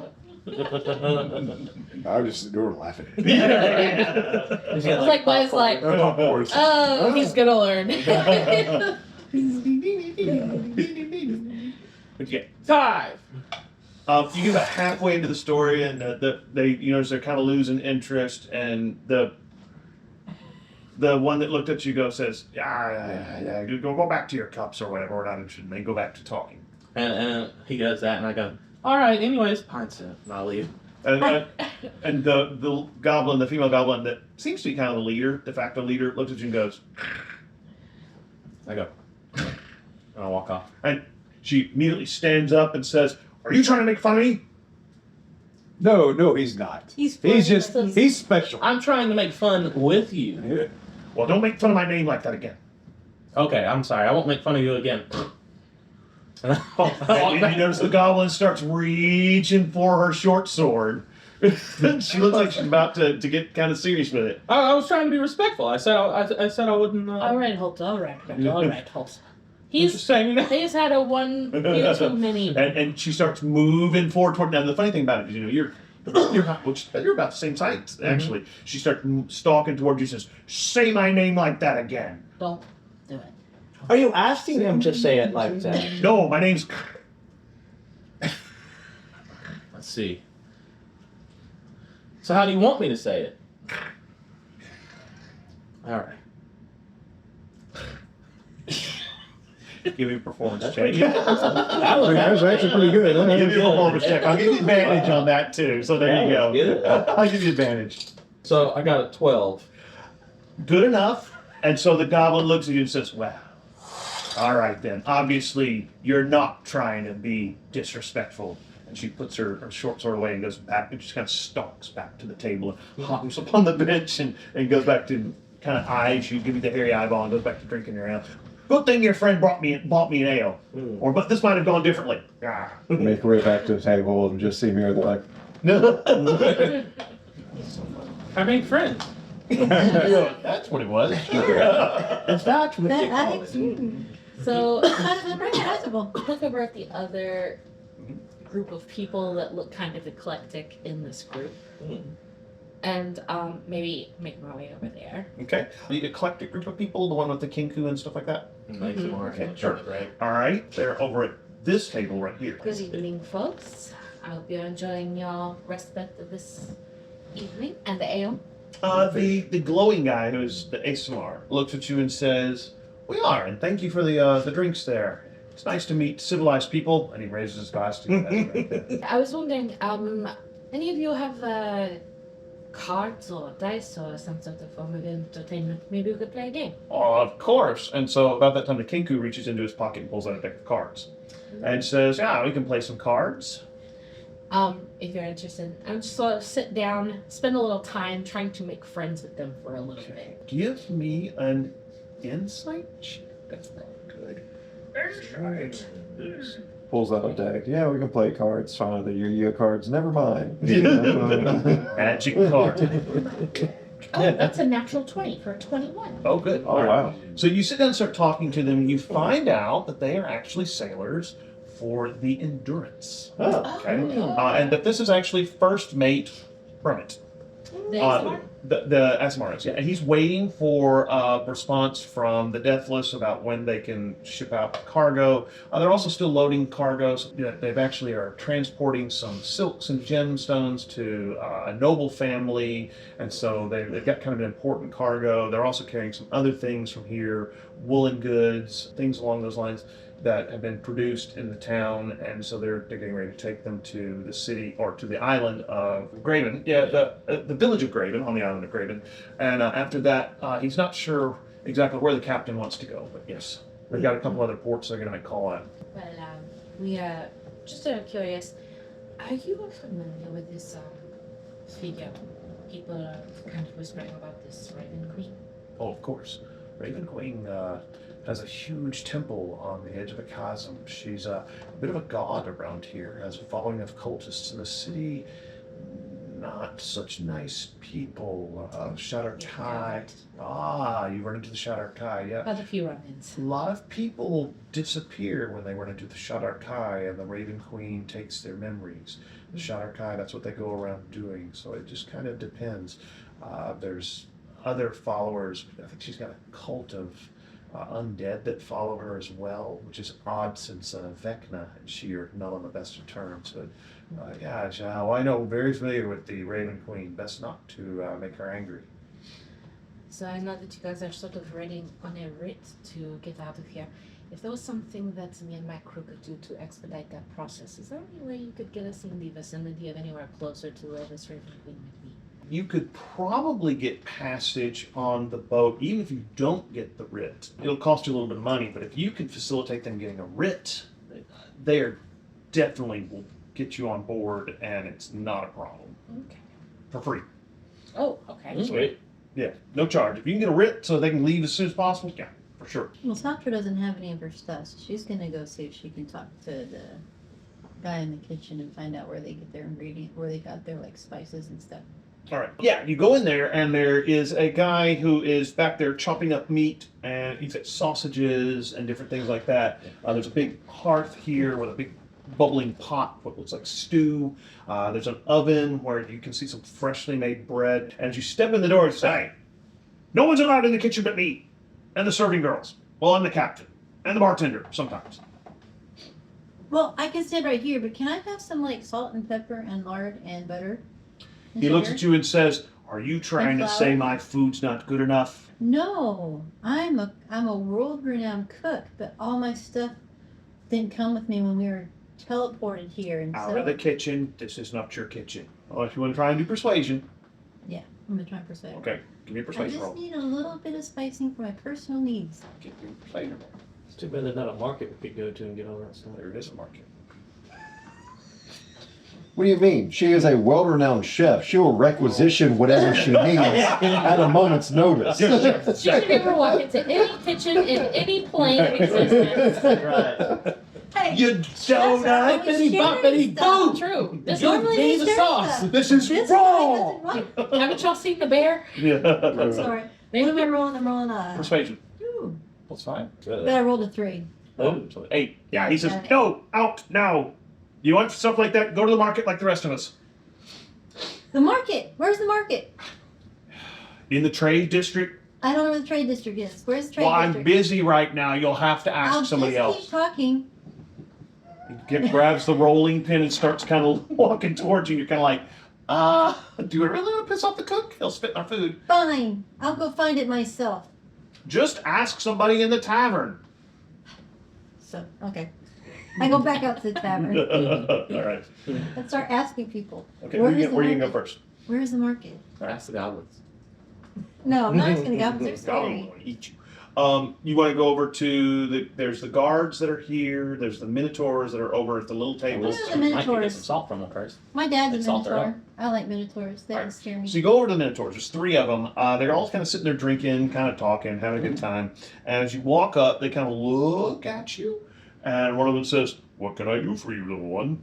Well, I'm Satra, and I don't have all my cooking stuff anymore because I got teleported to this really terrible dark place. But do you know where I can go to buy, like, salt and pepper? And Well, the market would be where you'd want to go for that. Okay, I know, but where is the market? Well, what I kind don't of know how things to are you get to looking it. for? Salt, pepper, spices. Cinnamon, sugar, You flour. probably need to stay in the port area. That's stuff that has to be imported. Well, there is a emporium that's kind of on the docks. Look, if you go back towards the docks, walk to the east towards the castle. You can't miss it. They just call it the emporium. The proprietor there has a bunch of stuff that gets brought in. You could probably buy it there. Okay, thank you. And will I have to walk through the terrible? No, it's right down on the stuff? docks. Okay. You know, it's nearby. Okay. Okay. She's gonna debug. She's gonna go out by herself. Well, yeah. Okay. She got shopping to do. She's in a nice fancy town. What could happen? There's light. We'll come Very back to you. capable. We'll come back to you in a minute. All right. So what are the rest of you doing? Just finishing up game with the card game with the guys at the ship, and then I'll kind of move back over. You guys to gambling at all? I mean, I guess if they. Yeah, start right, part- gambling, I mean, You actually wind up winning 4 silver pieces. Woohoo! Hey, look at that. hey, Look at her. okay, Welcome to okay. CC's. She's gonna start thinking, what do I need to adventure for? I can get all my Yeah, just from gambling, all my yeah. adventures They here. roll a nat 20, I think Yeah. you go probably, yeah. All right, Like so a cruise ship. what are the rest of you doing in the tavern besides drinking ale and eating food? Well, I'm noodling on the loot, just kind of that, and I want to go over to where the kind of guards are, I Yeah. guess. Just kind of sit back and engage with them. Well, actually, when you walk over towards the guards, the woman with the red cloak stands up and she says, "We would love to stay and listen, but we've got to go on duty. Sorry." Oh, look, the table's free. You're welcome to it. All right. And she kind of, waves at you and heads on towards the door. So the guards leave. Hit him with your loot. El come on. Oh, Yeah. come on. But you can sit at the table and play. Yeah, just sit there, play, and just kind Okay, of all right. Sorcerer points. As you start playing, you notice that the room begins to brighten up a little bit, and a few people kind of know the song and begin singing with you. And again, you're just struck by the fact that this is definitely emotions kind of are keeping the darkness at bay here. And you notice that the captain kind of is singing along and tapping his truncheon on the counter and on the bar and things like that. He seems like he's enjoying it. And you finish, launched another song. You notice a few other people are singing. A few more rounds of beer get bought and some things like that. You've headed out. You head out, and it's not as dark as normal, but you're walking up towards the port. It's only a block or two. You go to the port, walk down the docks, and sure enough, you can see this big building. And in very curly, ornate wooden letters on the front, you see Emporium. Okay. There's candles in the windows. Go inside. Does it have that weird feeling that the other place? Everywhere has that weird feeling. No, wait. Weird feeling as in like normal or weird feeling? Or... No, it's a weird, everywhere has that weird gloomy feeling. It's just not as strong at the docks. Okay. All right. Well, I'm going to go in. Okay, open the door. The door that you push inside, there's a little bell that goes ding, ding, ding, ding, but it seems kind of muted and soft. It's almost maybe even off key.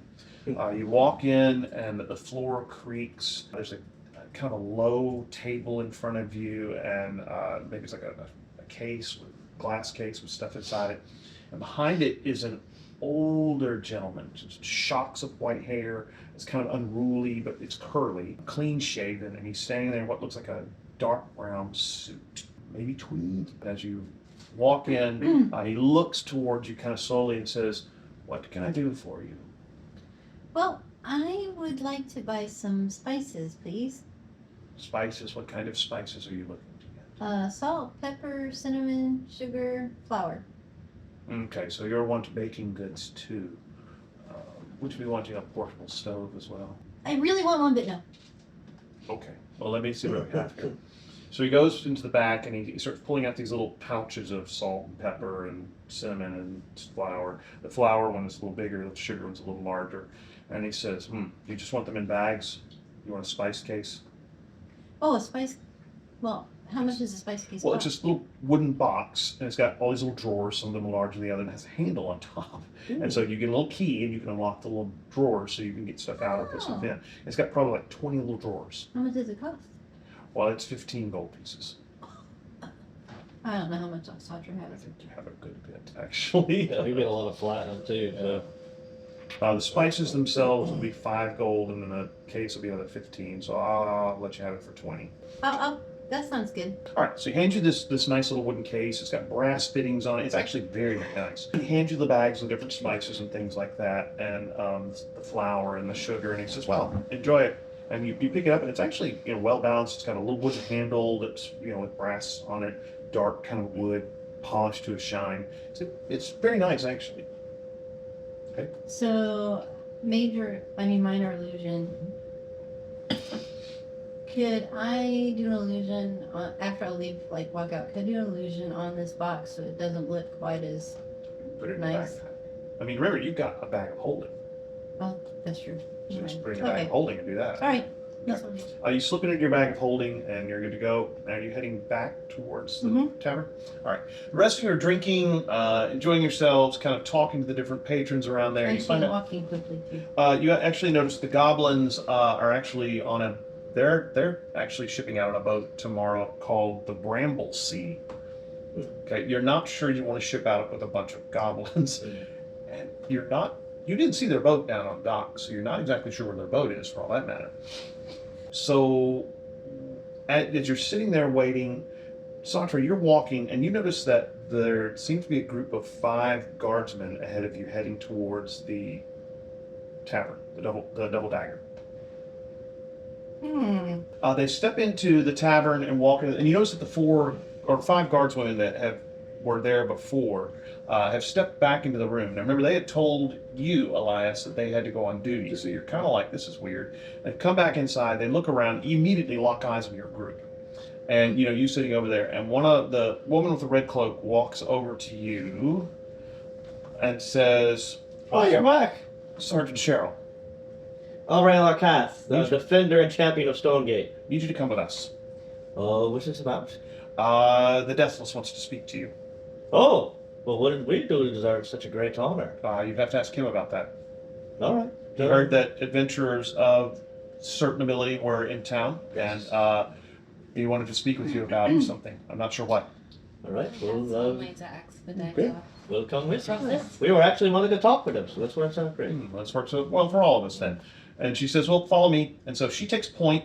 You notice that you guys grab your stuff, and the women kind of fan out. Well, are they all women? Yeah, they are actually. They all kind of fan out around you, like in a box. And then the person bringing up the rear is actually someone not in armor.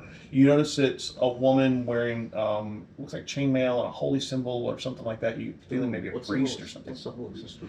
You do not recognize. Can I do a religion check? Yeah, religion check. I'm not very good. Try. I have no books. That's a 10. You don't think you know. I mean, it looks like a hammer or something, maybe with leaves around it, but that doesn't really ring any bells for you. I'll turn to her and whose pendant is that? Like, who do you serve? She kind of looks at you and she says, I serve the god Thor. All right, cool. These are strapping lasses all wearing, plate mail and spears and shields. You notice that the shields that they're carrying are these big kite shields, and there's just a big black circle and a white circle in the middle. That's their whole. I mean, it almost look like a target. If they were wearing round shields, they would look like a target, but since they're kite shields, you can tell that it's obviously a device or something like that. You're following. They circle around you, and what were you doing? You saw them go in, and then very quickly you see your friends come out surrounded by And them. they're starting. Okay, so Satra is not sure what's happening. Mhm. So I'm going to. Can I like minor illusion myself so I can't go invisible, can I? No, you have to. Invisibility does that. Disguise self. I have see invisibility. That's good to have. Not what you're looking for. Do we see something?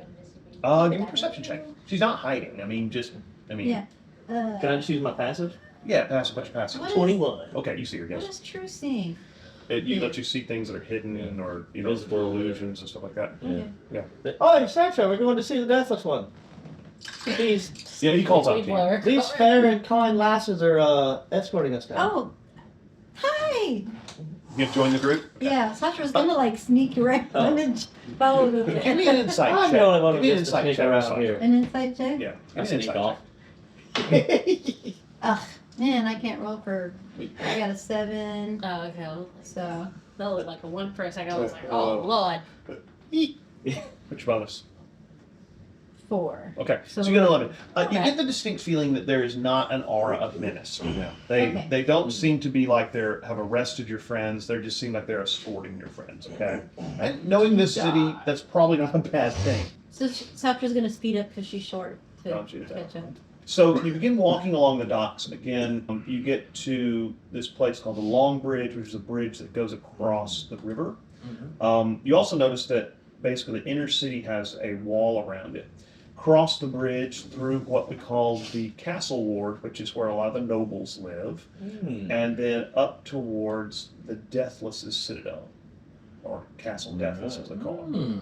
Castle Deathless. As you get to the front gates, you notice that, again, things here are a little brighter than normal. There's lots of torches. They're flickering with kind of a lively orange and yellow glow. There's 4 guards outside the gates. You notice that up in the towers, there's other guards. You're not sure how many guards this guy, the Deathless, it has, but it seems like quite a few. And as you walk in through the gates with the 6 women, you see this huge keep in the middle. It's a big, ornate, Gothic-looking castle and keep lots of spires and things like that. You go to the front gate, big wooden door, and the door opens, and inside you can see this ornate marble hallway with columns in it that leads straight across what looks like a very large, open, glassed-in room. The sergeant walks in, takes a right down another wide hallway that's marbled, columned, very ornate, and there's a pair of double doors at the end. She walks up, pushes the doors open. There's this huge throne room. It's about the best way to think of it. There's a marble set of 3 steps that go up onto a dais, and then there's a wooden chair with red velvet. And sitting in it is a gentleman, maybe in his 50s. He's wearing a purple cape. He's wearing what looks like a silver circlet on his head, and he does have a sword on his hip, but he's sitting there kind of waiting for you with his arms crossed. The sergeant comes up and says, and kind of drops to one knee and says, Sergeant Cheryl, I brought the outsiders that you were wondering about, Prince Roland. And Prince Roland says, very good. You may approach. I'm gonna, Okay. I'm gonna deep bow. Okay. He says, welcome to the city of Gloomrock, city of midnight. As you've noticed, this is a very dark city, a place, not the happiest place on earth for sure. He says, but when Sergeant Cheryl said that there were people from another dimension here, I hoped that you might be a group of profound skill and ability. Of course. That we have. Look at us. That works. Because I am in need of a group to save my son. We're all in the saving business. My son Roland, Look at not that. to be confused with Roland. So Roland and Roland. Roland the Deathless, and this is his son Roland. Okay. Oh. The lifeless. Yeah, the lifeless. Well, the younger. And he says, my son Roland has disappeared. The only clue I have is that he was interested in collecting items of a magical nature and had engaged the services of a person named Trello. And he went to meet with Trello, and that was the last I heard of Roland. Now, I have not grabbed Trello or imprisoned him or tortured him to get information because I was afraid that if I grabbed him, whatever had happened to my son, they would just disappear. So I need someone with the ability to be subtle who could possibly find out what they've done with my son. Well, you've got the right crew. Wrong. Oh. Subtle is our middle name. He says, well, if you do this for me, what can I do for you then? Well, we Give have us need a a writ. message. We do need a writ out of the port. You have a ship? Yes. We're gonna take the the endurance. Endurance was willing to. I have on my desk the request for a writ for the endurance. So if I push that through for you, and you save my son, I would also be willing to give each of you 250 gold. That's pretty much. I do like that. Writ, 250 gold.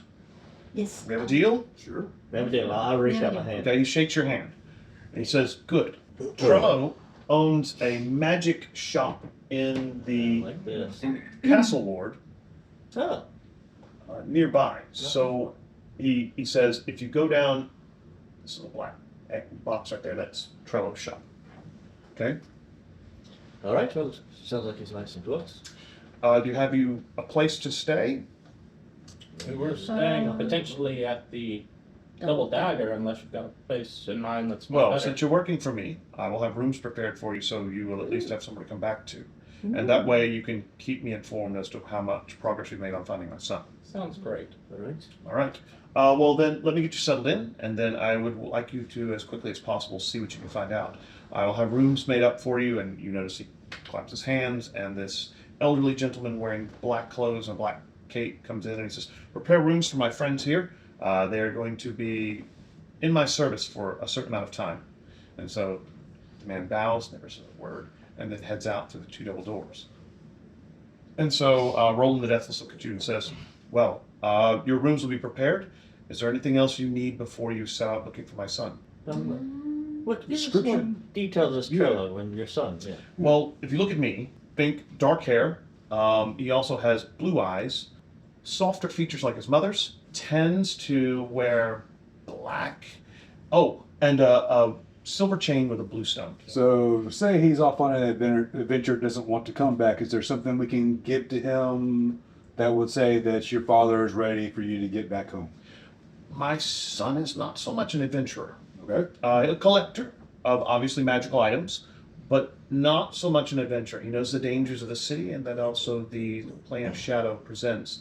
I would be surprised if he was on an adventure, but if he refuses to return with you, simply tell him that his inheritance depends on it.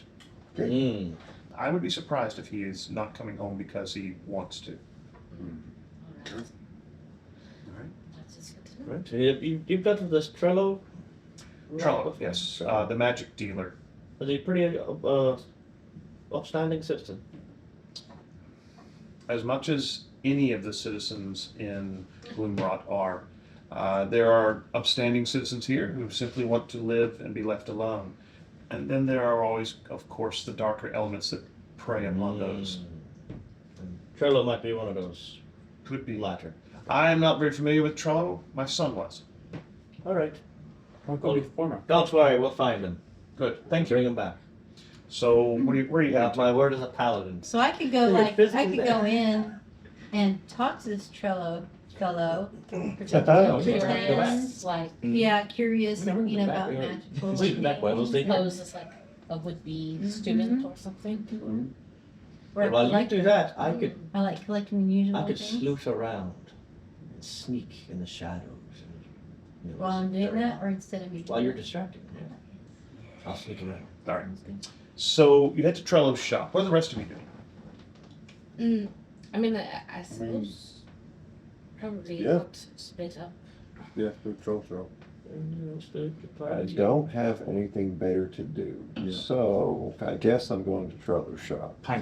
All right. So, you head to Trello's shop. So how's this going down? Are we going, everybody going together, or you get a stealth in, or I'll what? get a stealth in, yeah, maybe. Okay, give me a Look Well, for I'm not a. gonna stealth him. well, okay. When you get to Trello's shop, it's a pretty big stone building, glass windows, big glass windows with bars, and inside the glass windows you see little tables with what look like glass decanters with different colored liquids. Some of them have little gold. There's like a ornate dagger on one of the tables. You'll see what looks like maybe a crystal ball. There's some other little figurines and knickknacks as well. So I'll go in first and I'll go around. I'll back go in or with you to up help create the distraction if they wanna. okay. You head around back. Give me a stealth check. 12. Okay. You head around back, and at the back of the building, you can see there's a big iron door. You gonna try it? Yeah, I'm gonna check for traps Okay. Give me a sleight of hand. Is that right? or investigation. Or let's do investigation. That's really good. Oh God. There are no traps. It seems like. Yeah, it doesn't seem to be any traps. Yeah, that's a 3. Okay. You're pretty sure there's no traps. All right, I'm gonna try the door really quietly, as much as a 12 will get you. Okay. It seems to be locked. You want to try and pick it? I'm gonna pick it. That's All fine. right, I've rolled a 2, now a 3. Start Here comes shouting the at 4. Yeah. And another thing, what's this? Oh, there we go. That's a nat 20 for a Could 30. you explain Okay. the world of magic to me? So you open the door, and about that time, you realize that you had missed this little written glyph on there. Oh, shit, no. actually, a So- fireball. It triggers actually a lightning spell. Speaking of existence. Yeah. Make a dex save, please. All right. You can here do we go. it, Gabriel! Yeah, I assume this is the place. It's gotta be. You just got like, it's like the intro of Batman out here. Just, right? Whoa! Batman, the animated series intro. I am the knight. I got an 18. Wait, no, a 24. You got it. Okay. Yeah. But you take, okay, if you fail half, if you make the successful, so you take 14 points of damage. Now, do you have? I'm gonna use my reaction to have that. Yeah. Okay. So you take 7. Okay. But there's a huge. You guys have gone in through the front. Okay. There's a gentleman standing there. He's wearing a purple robe. He looks kind of young, dark hair, brown eyes. Standing behind a counter. You notice that there's a gnome over to the side who seems to be cataloging things and working with him. And as you come in, the gnome turns and looks at you. The gentleman behind the counter looks at you and says, "Looking for magical oddities, I assume?" Are we all in there? Well, I thought all of I them, don't know. except for. You're very stealthy rogue. Yeah. Whose hair is smoking at them? I just imagine like this rogue figure coming, like looking for magic, going up, and then just stares at us. Excuse me.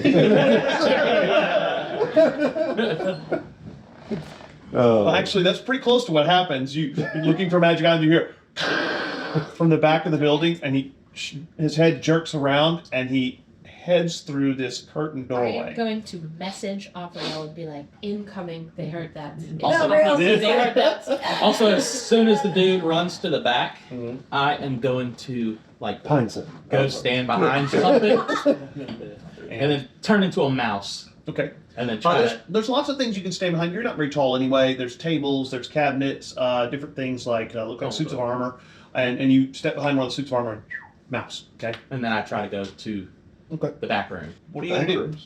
Okay, so hear this message. How tall is this building? 2-story, 1-story? Looks like 2-story. I'm gonna pop a potion of flying, Okay. and I'm gonna fly up to the 2nd story and get on the roof. Yeah. All right. You are there and you see the door. Yeah, I assume you probably left it ajar. And you see a gentleman in a purple robe, looks kind of young, dark hair, come out and look around. And he looks at the door. Give me a stealth check real quick. You get advantage, by the way, because you are in a place he's not going to be looking at. It's probably pretty dark out there. Well, and you're on a roof. I mean, most people, when they're looking for someone, don't look up. Oh God, Lord have mercy. 19. He looks around down the alleyways and stuff like that, and then he kind of looks, closes the door shut, and you hear what sounds like a bar slide into place. Okay. Now, while he was gone, could I have like ducked behind the counter? Absolutely. You We could. got Now there's a gnome stone and there. everything Okay, there's a there. gnome. Oh, Yes. no. But you could, absolutely. I'm gonna strike up a conversation with him. You go over to talk to the gnome. Yeah. Hello. He kind of looks at you and goes back to where he was doing. So, what do you do here? He goes back to doing stuff on the show. So, do you have anything interesting that you could show me? Goes back to doing the show. Are you alive? He slides further down the shelf away from you, so he's not quite so close. All right. Okay. While Does you're that give me a chance to get behind the counter without him seeing me? no, you did not. I will also kind of walk behind a counter. Are you trying to sneak? Not counter, I meant like, are there shelves? Is there a place Yes, where I can just absolutely. view from view for a second? Yes, absolutely. And I'm going to. I don't know about you, It's a Elias, message so on I'm the side. firmly standing in the center of the store. That's Yeah. just, I'm looking for the coolest thing. Well, they're so tall. I'm pretty sure they're staying taller than any of the I'm shelves, just anyways. going to. Both of y'all are like tall, right? Yeah. I'm That's where 7'6", it's yeah. at. I'm not that tall. Message. But you're tall. Taller than me. Sasha, Yeah, just taller be than like- you.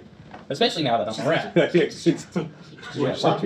Which is what? I'm basically whispering to Satra with message, like, just keep distracting, just keep drawing attention to yourself. Okay. And then when I duck out of view, I'm going to cast greater invisibility on myself. It's a nice spell. That's a fun one.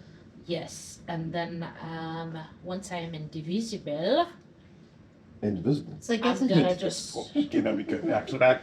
All right. So She can't be cut. the rest of you are looking for cool stuff. Yeah, I'm looking for that. I'm mostly waiting for the person to come back. There's a lot of cool stuff out here. You're not sure whether it is magical or not. I mean, but there's a lot I'm of open to detect magic. Let's. most of it. Most of it's not magical. The stuff in the front window is not. You do see behind the counter in some of the glass cases. It looks like there's some potions, but everything else looks completely mundane. I was just like, oh, this is a ripoff. Okay, Yeah. here we go, It's guys. sad. That's- It's sad. Yeah. All right. So the mouse and the invisible Arlen slide into the back. You actually, as you're sliding into the back, You right? the guy in the purple robe comes right out of the curtain, which you can kind of slip back there. And he comes out and he says,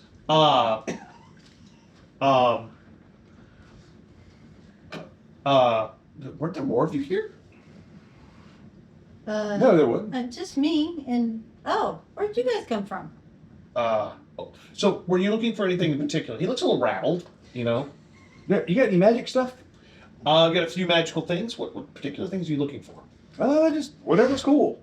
I've got some magical potions. I've got a magic dagger. I've also got a magic wand. Waiting for a shipment to come in from one of my suppliers. Okay, let's take a look at the wand and the dagger. Okay. Could be some good stuff. Yeah. Could be. I'm just waiting to see if they're actually magical. Yeah, you already got If they're squirrel. magical or not. Yeah. Remember, you still got Yeah, detect you magic. do magic. Yeah, Yeah, so that's good. Yeah. Yeah. Yeah, no, he does. I had to know. throw my I'm shield just- up and duel with that.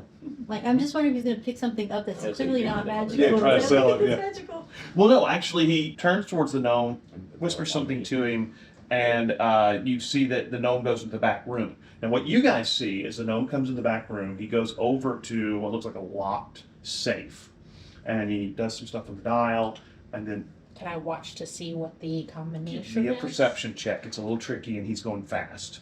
Can I too? You may try as well. Old rat boy. Mm-hmm. No, wait. I have to use the perception of the rat, don't I? That's a dirty 20. Okay. You get the what looks like the combination. Okay. He comes back with this dagger. The dagger is sheathed and He walks up to you and he says, "Now this dagger is very dangerous. Be careful with it. It is a poisonous dagger." So is it actually magic? It is. It's actually a magical dagger. So poison death. That's right on. It's called a dagger of venom. Okay. Plus Plus I one, like it. +1 bonus to attack and damage, and the creature must, if you hit someone with it, the creature must succeed on a DC 15 con save or take 2d10 poison damage. Oh, poison. that's better than my poison. Then once it does this once, it can't be used that way again until the next dawn. So you get 1 poison. So that's cool. And it's a +1 dagger. +1 dagger, yeah. And then Owen went back out front with this dagger. He went back out. Yeah, that one went back out. The wand, however, this is a very odd magic item. Really hard to determine what it's going to do. This wand, Those are so cool. whenever you use it, it does different things. Kind of a dangerous magic item. I'm a little hesitant to sell it to you because it can be very dangerous. What do you mean by different things? Well, I mean, it seems like it's never done the same thing twice. Some things are good to do to your enemy, like it can slow them or stuns them or things like that. But sometimes it does nothing, like it just, a stream of gems fly out of it or you turn invisible. It's very weird. Sounds good. How much you want for these? For the wand, it would be 1,000 gold pieces. For the dagger, it would be 500. Well, I don't have use for either one of them. Does anybody else? Do y'all? Now, the rest of you are in the back. Mm-hmm. You do not see anybody else in the building. Now, in the back, there's a lot of other, knickknacks and stuff. A lot of it's dusty or rusty, so you get the feeling this is where he stores the stuff that hasn't been cleaned up yet. You do not see any other people back here. You do see that there is a stairwell going to a second floor, though. Can I sniff to see if I smell any people, like the smell of people back anywhere? Well, you smell 2 people, but not a third person. So, yeah, that's not it. I will scurry up the stairs. Script. Yeah, okay. Takes you a little while to get up there. You get up to the stairs and scurry under the door, and there's a hallway and looks like a couple other doors. The first door, when you look underneath it, there's a bedroom. It's actually very, very lavishly appointed, really nice 4-poster bed, silk sheets and pretty coverlet and things like that. There's a desk. If I sniff, can I tell whose room this is? Yeah, it smells like the big guy, the purple guy. Okay, I'll go into this room. Okay. And I want to look around for anything, ledgers or notes or anything that would. Well, the problem you're gonna have with that is that all that's on the desk, so you're gonna have to unmouse. That's fair. That's fair. In that case, I will unmouse. Okay, demouse. You stand back as a person. You check on the desk. The desk has lots of papers. Looks like a lot of different people's names. A lot of different kind of little items. Magic dagger, question mark, and things like that. The big thing you notice coming up over and over and over on this is a name of someone called Kojula.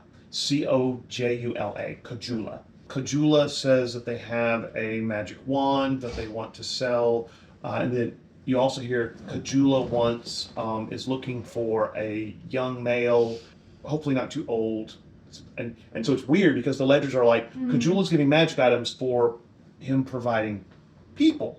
Sold a young blonde to Kojula for a magic ring, sold a magic ring for 5,000 gold. Things like that. So yeah. Wow, what a jerk. Yeah. Interesting. In that case, I will also cast Detect Magic. You see a faint glow from underneath the bed. Looks like somewhere underneath the bed. Very, very dim glow. I will go under the bed and look. Okay. The glow seems to be coming from underneath one of the floorboards. If I feel around, does it feel like it's easy Yeah, there's a to come lock off? you can push out and lift the board. Underneath there looks like a metal box. I will grab it. Cool. I need you to make me a saving throw. Oh, Makes sense. Makes sense. Actually, I need you to make a wisdom save. Oh no, not a wisdom save. 24. Okay, you're good. When you touch it, there's kind of a flash of what looks like a symbol or something on the outside of the box, and you start to feel your arm seize up, like you've been paralyzed or something like that, and then you were able to shrug off the feeling of don't move and move past it. Yeah. Wow. Yeah, it's a metal box about this tall, probably about this big. I will grab the box It's got a keyhole in it, so it's locked. and I will I'll put it in my bag of holding Okay. and then I will I'm gonna write down the box. Mousify? And then I will take one last look around the room, see if there's anything Doesn't seem that catch my eye, and if not, I will use another wild shape to dip out of here. Okay, so you mousify, head underneath the door again, Mhm. down the stairs. You guys have told the person in the purple robe that you're not interested in anything. He says, well, then you're wasting my time. And he kind of dismissively, looks towards the door. Yeah, you're up on the roof. What are you doing? I want to look through the windows and see if I can see anything kind of. Okay, you're looking through the window. You notice that there's what looks like a room full of furniture and things like that. Most of it looks like it's storage. You notice one of the other windows looks like maybe it's pretty, and there's a bathtub. So that's kind of nice. So it's nicer. And then there's a hallway that goes down, and it looks like there's a bedroom with the iron. All of these windows have iron bars on them. So yeah. Ooh. I Go ahead. am in the lower room still. In I which just- one? In the lower rooms, I was in the back area. Yeah. I just want to see if there's any hidden compartments, any trapdoor leading down into a cellar, Give me an investigation check. anything like that. 13. What was it? 13. You don't think so. There doesn't seem to be a trap door. Of course, this close to the water probably wouldn't be a good idea anyway. And you did realize that most of this area, because it's the noble district, it has stone streets. They're a little nicer. Still has the general feeling of kind of disuse and mold and dark. Is the gnome still there? He's ignoring you guys. He's cataloging something on the walls, and I am going to misty step into the bedroom. Actually, about that time, you notice that Holt, it seems to be perusing the desk, looking at papers and things like that. Oh, you got in. Yeah, one second, I'll do this now. I snuck up here and, I found a cool box, but, I figured before we check it out, I'll take it out. But look at these notes. There seems to be this suspicious person named Kajula that could be some kind of slave trade or something. I don't know exactly what it is, but it's very strange. Sounds like evil to these beings. So watch it then. We should go downstairs and kill them right now. Well, That's a joke. I'm gonna start copying, but I'm gonna start copying the Is- papers. I was like, Stop dang, thinking about it. he wants this venom dagger. He's like, no, it real bad. Yeah, I'm gonna copy the notes. I'm gonna find some blank parchment and I'll copy what they you wrote. can just take him if you want. Well, I don't want them to know somebody's been in their stuff. Okay, gotcha. Well, they could Well, know. once Check they out find the the bell. box. But they might not check that every 5 minutes, Yeah. like they with their notes. Yeah. So you copy down, the names and Right, different stuff. people who are being traded. You don't see anything about Roland, but you do, like I said, you do see a lot of things about trading people for magic items. Yeah. So, Are there any other buildings next to this one? Actually, Or- this one stands almost freely up. If you look at it, there's no other buildings touching it. It's pretty much stands off by itself. It's the dark one right there.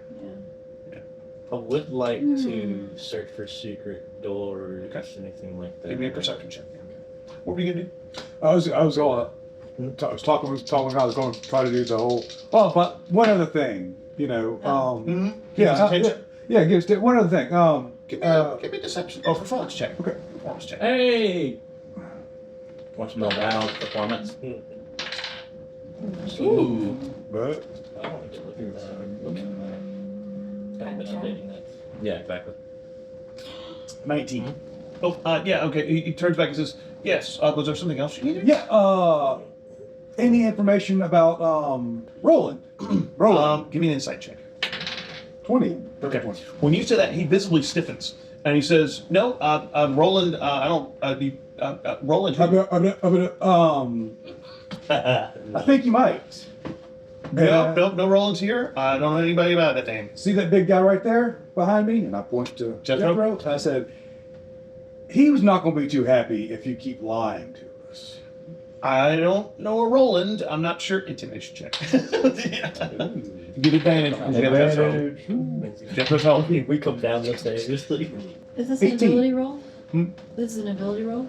Intimidation. Yeah. I can give him +5, can I?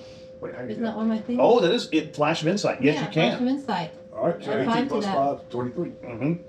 Nice. He How do goes, you help us? ooh, he gonna smash your face in. No, she just goes, World Star! All right, so he says, okay. I do know a Roland, a good customer, likes to collect magic items. That's all I know. Is he He telling? is- He's not telling you. I was like, you know, he gets really mad when you give half truths. Oh, okay.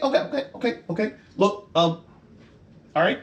I have a friend who needs people, and so Roland met me at our typical meeting place, and my friend grabbed him. Who's your friend? Where is he? Well, it's in the cemetery outside of town where we normally meet. There's a mausoleum. It's kind of out of the way, and so we met there, and yeah. And so they, So what's the guy's name? Oh, the person I meet is Alcino. Alcino, good friend. We have an arrangement, and so yeah, Alcino. Okay. So when's the next time you're supposed to meet with this Alcino? Not anytime soon, but I can set up a meet. Yeah, I think that would be a great idea. Okay. I can send a message. The gnome knows where to leave the message. I'll drop a message off, and we can probably meet tomorrow. Okay. Well, if you happen to tip him off or anything like just anything like that, just No. yeah, like 'cause he gets. I mean, he's Look, you can watch me write the note. He takes out a piece of paper, takes out a quill, and he writes, "New trade tomorrow night. Bring the items." okay. He rolls it up, hands it to the gnome. Gnome grabs the well, actually he seals it. The gnome takes the paper and heads out the back door. Okay. Rest of you are coming down the stairs. There were no secret doors. Okay. Yeah. I would like to stealth down the stairs, actually. Okay. I don't know anything that's Yeah. going on. Gotcha. already. And you're probably turning back into a mouse upstairs. Yeah. I'm riding down the stairs. Listen, Thirty-two. yeah, now you just I get a nat 20. I have a plus 12. You are so sneaky. Yeah. What you guys see as you come down the stairs, and I guess you're in the back room too. You see the gnome head towards the back, go out the back, well, lift a bar off the back door, close the door, and then head out. Question: Did Yeah. the gnome come back and put the items back in the safe before doing that? Yes, Or absolutely. Yeah. okay, as they're coming down, I will just message them Mm-hmm. in their head, or they can probably hear me Mm. in the room. But Yeah, that's true. I'll be like, I'm gonna grab a few things, but he just tried to skip out the back door, so you might want to stop him before he gets too far. Fair enough. That's what then I I'm gonna guess go I'm gonna- open the safe. That's what I know about. You go over the safe. You grab the dagger and the wand. Okay. In the pocket. You're heading to the back door. Right. I'm gonna tell the. Okay. Give me a perception check. And we're supposed to stop him. Oh, But she said, Oh, okay. yeah, that's it. He could be going for help. We don't know what he's doing. Yeah. Okay. That is a 24. Okay. I got a 25. Okay. You follow the gnome. The gnome is walking down the street. Doesn't seem like they're in a hurry, really. Walks down the street, takes a left, heads towards the gate, if you see over here, and as they get to the gate, they take another left, so they're not going out of the city. And there's a little hole in the wall, and the gnome kind of looks around. Nobody's around. Pulls a brick out, slides a piece of paper in, puts the brick back in place, and then turns around and starts heading back towards y'all. I'm gonna whisper to my rat friend. You wanna look in that hole? Through my mind, Yeah, out I to was you. like- And I go, yeah, sure, man. I can't open it though. I got you. All right. Gnome passes you, heads back towards what looks like, the way he came. You go over, open the brick. There's a little sealed up piece of parchment with a wax seal on it. Now, to read it, you're going to have to break the seal. Could I pry the seal off and with hopes of putting it back on? Or is it like wax? Or It's wax, yeah. You can try. That's going to be a sleight of hand check. Alright. I'm going to give you disadvantage, though. This is tricky. Okay. There's a reason why Yeah. people did wax seals, see? Come on. Give me 2 20s. Oof. That's gonna be a solid 7. All right. Oh, God. Give me an intelligence check. I think how often can I do You're that? not close. You're enough. not with us. You're not close enough. You have to be within 30, 60 feet. Something like that. Intelligence much. It's also however many times your modifier is. Yes. That's 5 times. 13. You are pretty sure if you continue, you're going to break the seal. Okay. If I continue, I'm gonna break the seal. Do we care about this? Well, I don't really know what we were even supposed to be doing. Like, what? Why are we chasing? She told us to stop him. We didn't even stop him. He dropped this note off. I don't know what's going on. I'm gonna open it. Okay. Inside it says, I have the items you need. Bring the items. I think that's what I said it was. I don't remember exactly Yeah, what it bring says. the items. New trade, bring the No, items. new trade, bring the items tomorrow. Yeah. Oh, he was setting up the meeting. You guys didn't know. Yeah. I was going for help. You fold it back up, put it in there? They need help for it. Yeah. We need to be caught. Yeah, but the seal's broken. If I wanted to duplicate the wax, like Forgery. You don't yeah, have the forgery. stamp, but you could possibly remelt it and kind of piece it back together. Did I Slide try it that? in again. disadvantage again? No, That one. no. You are pretty sure you got it all back together, and it looks really good. Alright. Does this look good? No. Yeah, it does. It's great. Yeah, it's absolutely fantastic. All right. So you slide it back in there with a little bricklet. So I talked to him in his mind, and I go, so one of us should totally stay and see who gets this letter, right? I'll go inform the group and come back. I'll be quick. How long does a potion of flying last? 1 hour. Oh well, you're good still. It's probably been 15 minutes. It hasn't been that long. And I'm gonna do super fast, dash action, Yeah. bonus action, dash, and everything that I wrote Swoop down in the back. front or swoop in the back. Well, I'm just gonna talk to the party, so I'll swoop to the front. and Okay. try to see. You do pass the gnome as you're flying back because he's still walking. You guys are in there. You've talked to this guy in the purple, and you've convinced him to do stuff. He says, "All right, so look, we're good, right? Come back tomorrow night. We'll have a meeting. It's good." You come running in the front door. Then he says, "We're just doing some business here. It's concluded." And he kind of looks around at all of you and says, "But were you looking for something in particular?" Yes, what kind of magic items do you have? I've got some potions, and I've got a magic dagger and a magic. Well, we're closed. Actually, we're closed. Oh, Sorry. I guess I'll come back tomorrow. That sounds great. Sounds great. I should have a new shipment in a couple days, but I don't have what you're looking for.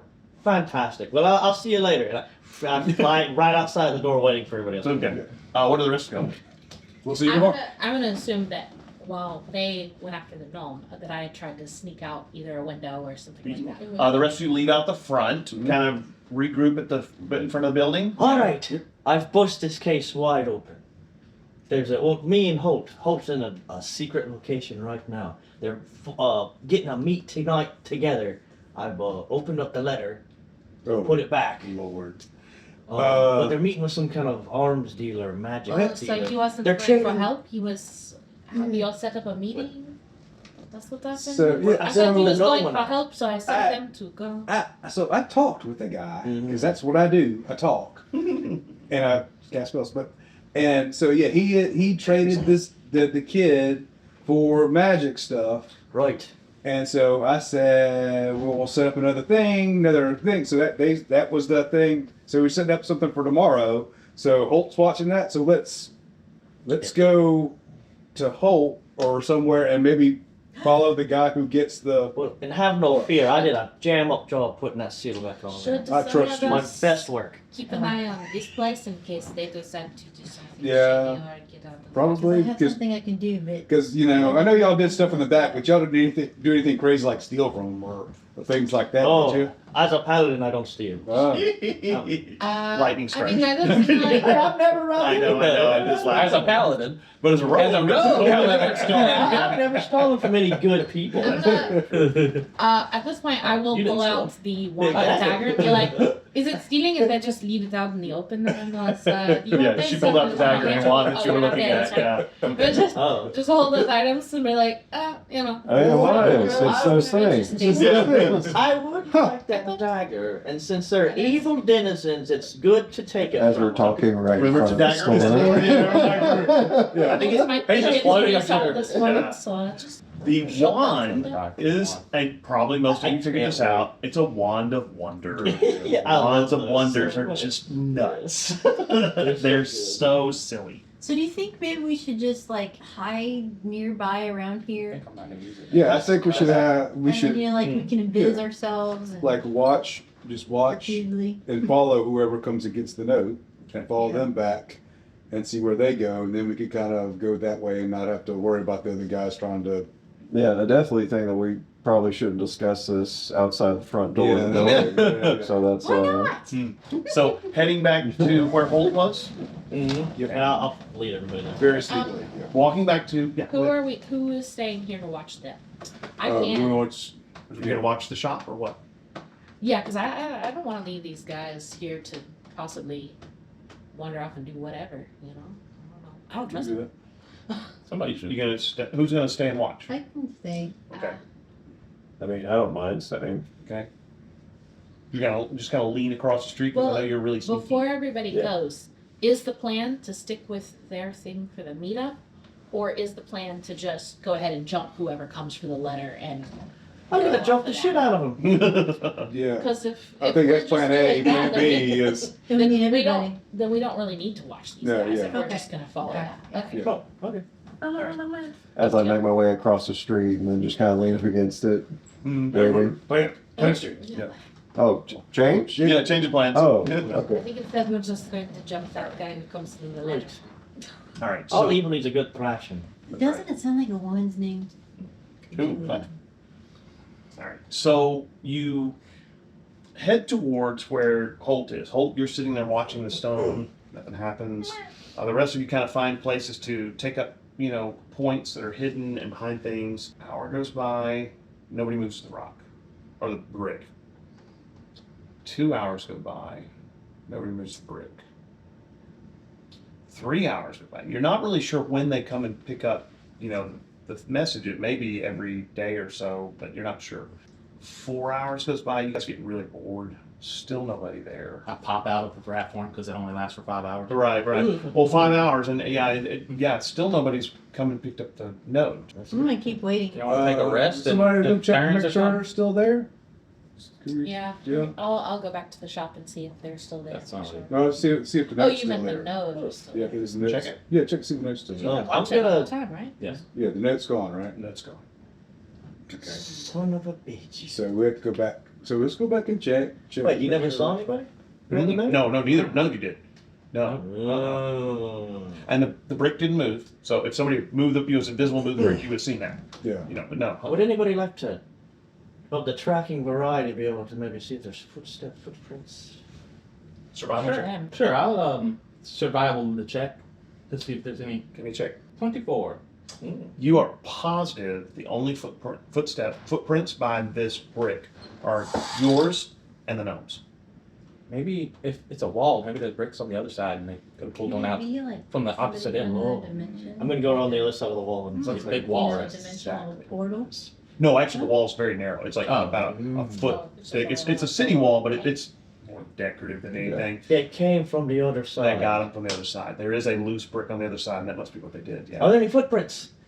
Is there any footprints on this side? Yes, there. You use the same survival check. Okay. Yes, there are definitely footprints, but you're not. I mean, there's lots of footprints. Is the problem? So you're not really sure whose it is. Yeah. Well, with that, So it is maybe. 6:49, so it's a good place to stop while we're contemplating our moves.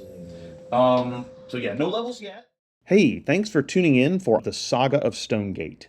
If you enjoyed our intro music, it's by a group called Overburden, and the song is Round 2, which seemed kind of appropriate since it's our second podcast involving RPGs.